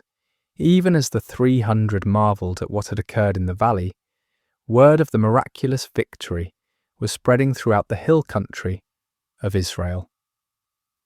Men who had dismissed Gideon's call to arms, who had remained hidden in their caves and strongholds, now emerged with renewed courage and determination. The tribes of Naphtali, Asher and Manasseh rallied to pursue the fleeing Midianites. What had begun with 300 faithful men now swelled into a national movement of liberation. The psychological impact of the victory was as important as the military result. The myth of Midianite invincibility had been shattered in a single night, and the spirit of resistance that had been dormant for so long now burst forth like a river breaking through a dam. Gideon sent messengers throughout the hill country of Ephraim with urgent instructions. Come down against the Midianites and seize the waters of the Jordan ahead of them as far as Beth-barah. This strategic move would cut off the enemy's escape routes and ensure that the victory would be complete. The Ephraimites responded with enthusiasm, capturing the fords of the Jordan and trapping many of the fleeing Midianites. In the pursuit that followed, they captured 2 of the Midianite leaders, Oreb and Zeb, whose names meant raven and wolf. These princes, who had struck terror into Israelite hearts for years, were now defeated and killed at the places that would forever bear their names: the rock of Oreb and the winepress of Zeb. The pursuit continued beyond the Jordan as Gideon and his original 300, though exhausted, pressed on to capture the remaining Midianite kings, Zaba and Zalmunna. The victory was total and decisive. An empire that had dominated the region for 7 years was completely destroyed in a matter of days. The land of Israel enjoyed peace for 40 years during Gideon's lifetime. The oppression that had driven families into hiding was replaced by prosperity and security. Fields that had been abandoned were cultivated again. Markets that had stood empty bustled with commerce. Children who had grown up knowing only fear could now play freely in their villages. But perhaps the greatest victory was not military but spiritual. Israel had rediscovered that their God was still the same mighty deliverer who had brought their ancestors out of Egypt. The impossible victory served as a permanent reminder that with God all things are possible. The story of Gideon and the 300 speaks across the centuries, with timeless truths that challenge and encourage us today. First, we see that God uses the unlikely. Gideon was not a seasoned warrior or a natural leader. He was a fearful farmer, hiding from his enemies. Yet God saw potential that others missed. This reminds us that God's calling is not based on our qualifications, but on his purposes. Second, the reduction of Gideon's army from 32,000 to 300 demonstrates that faith matters more than numbers. In a world obsessed with statistics and metrics, God's economy operates differently. He delights in using small, faithful remnants to accomplish great things, ensuring that his power, not human strength, receives the glory. Third, Gideon's requests for signs teach us about the balance between faith and doubt.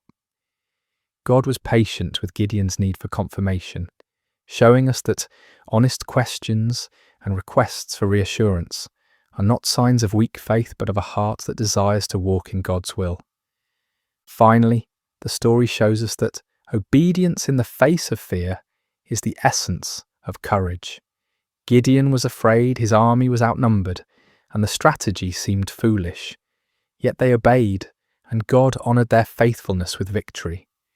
When we feel unqualified for the tasks before us, when the odds seem insurmountable, when we need reassurance before taking steps of faith, the story of Gideon reminds us that our God specialises in impossible victories. He is still calling ordinary people to extraordinary purposes, still using the weak to confound the mighty, still turning fearful hearts into faithful warriors.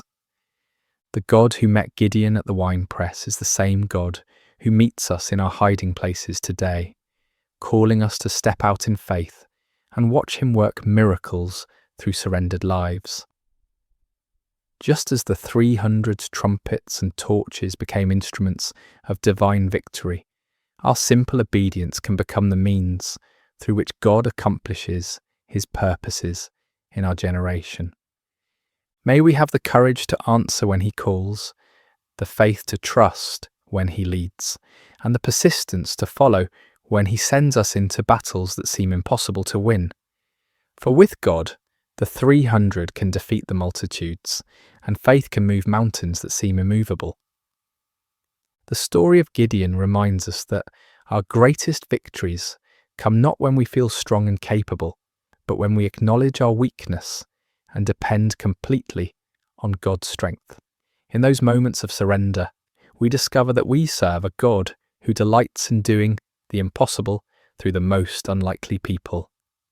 And so the story ends where it began, with an invitation to faith, a call to courage, and a promise that the God who delivered Israel through Gideon and the 300 is still delivering his people today, one impossible victory at a time.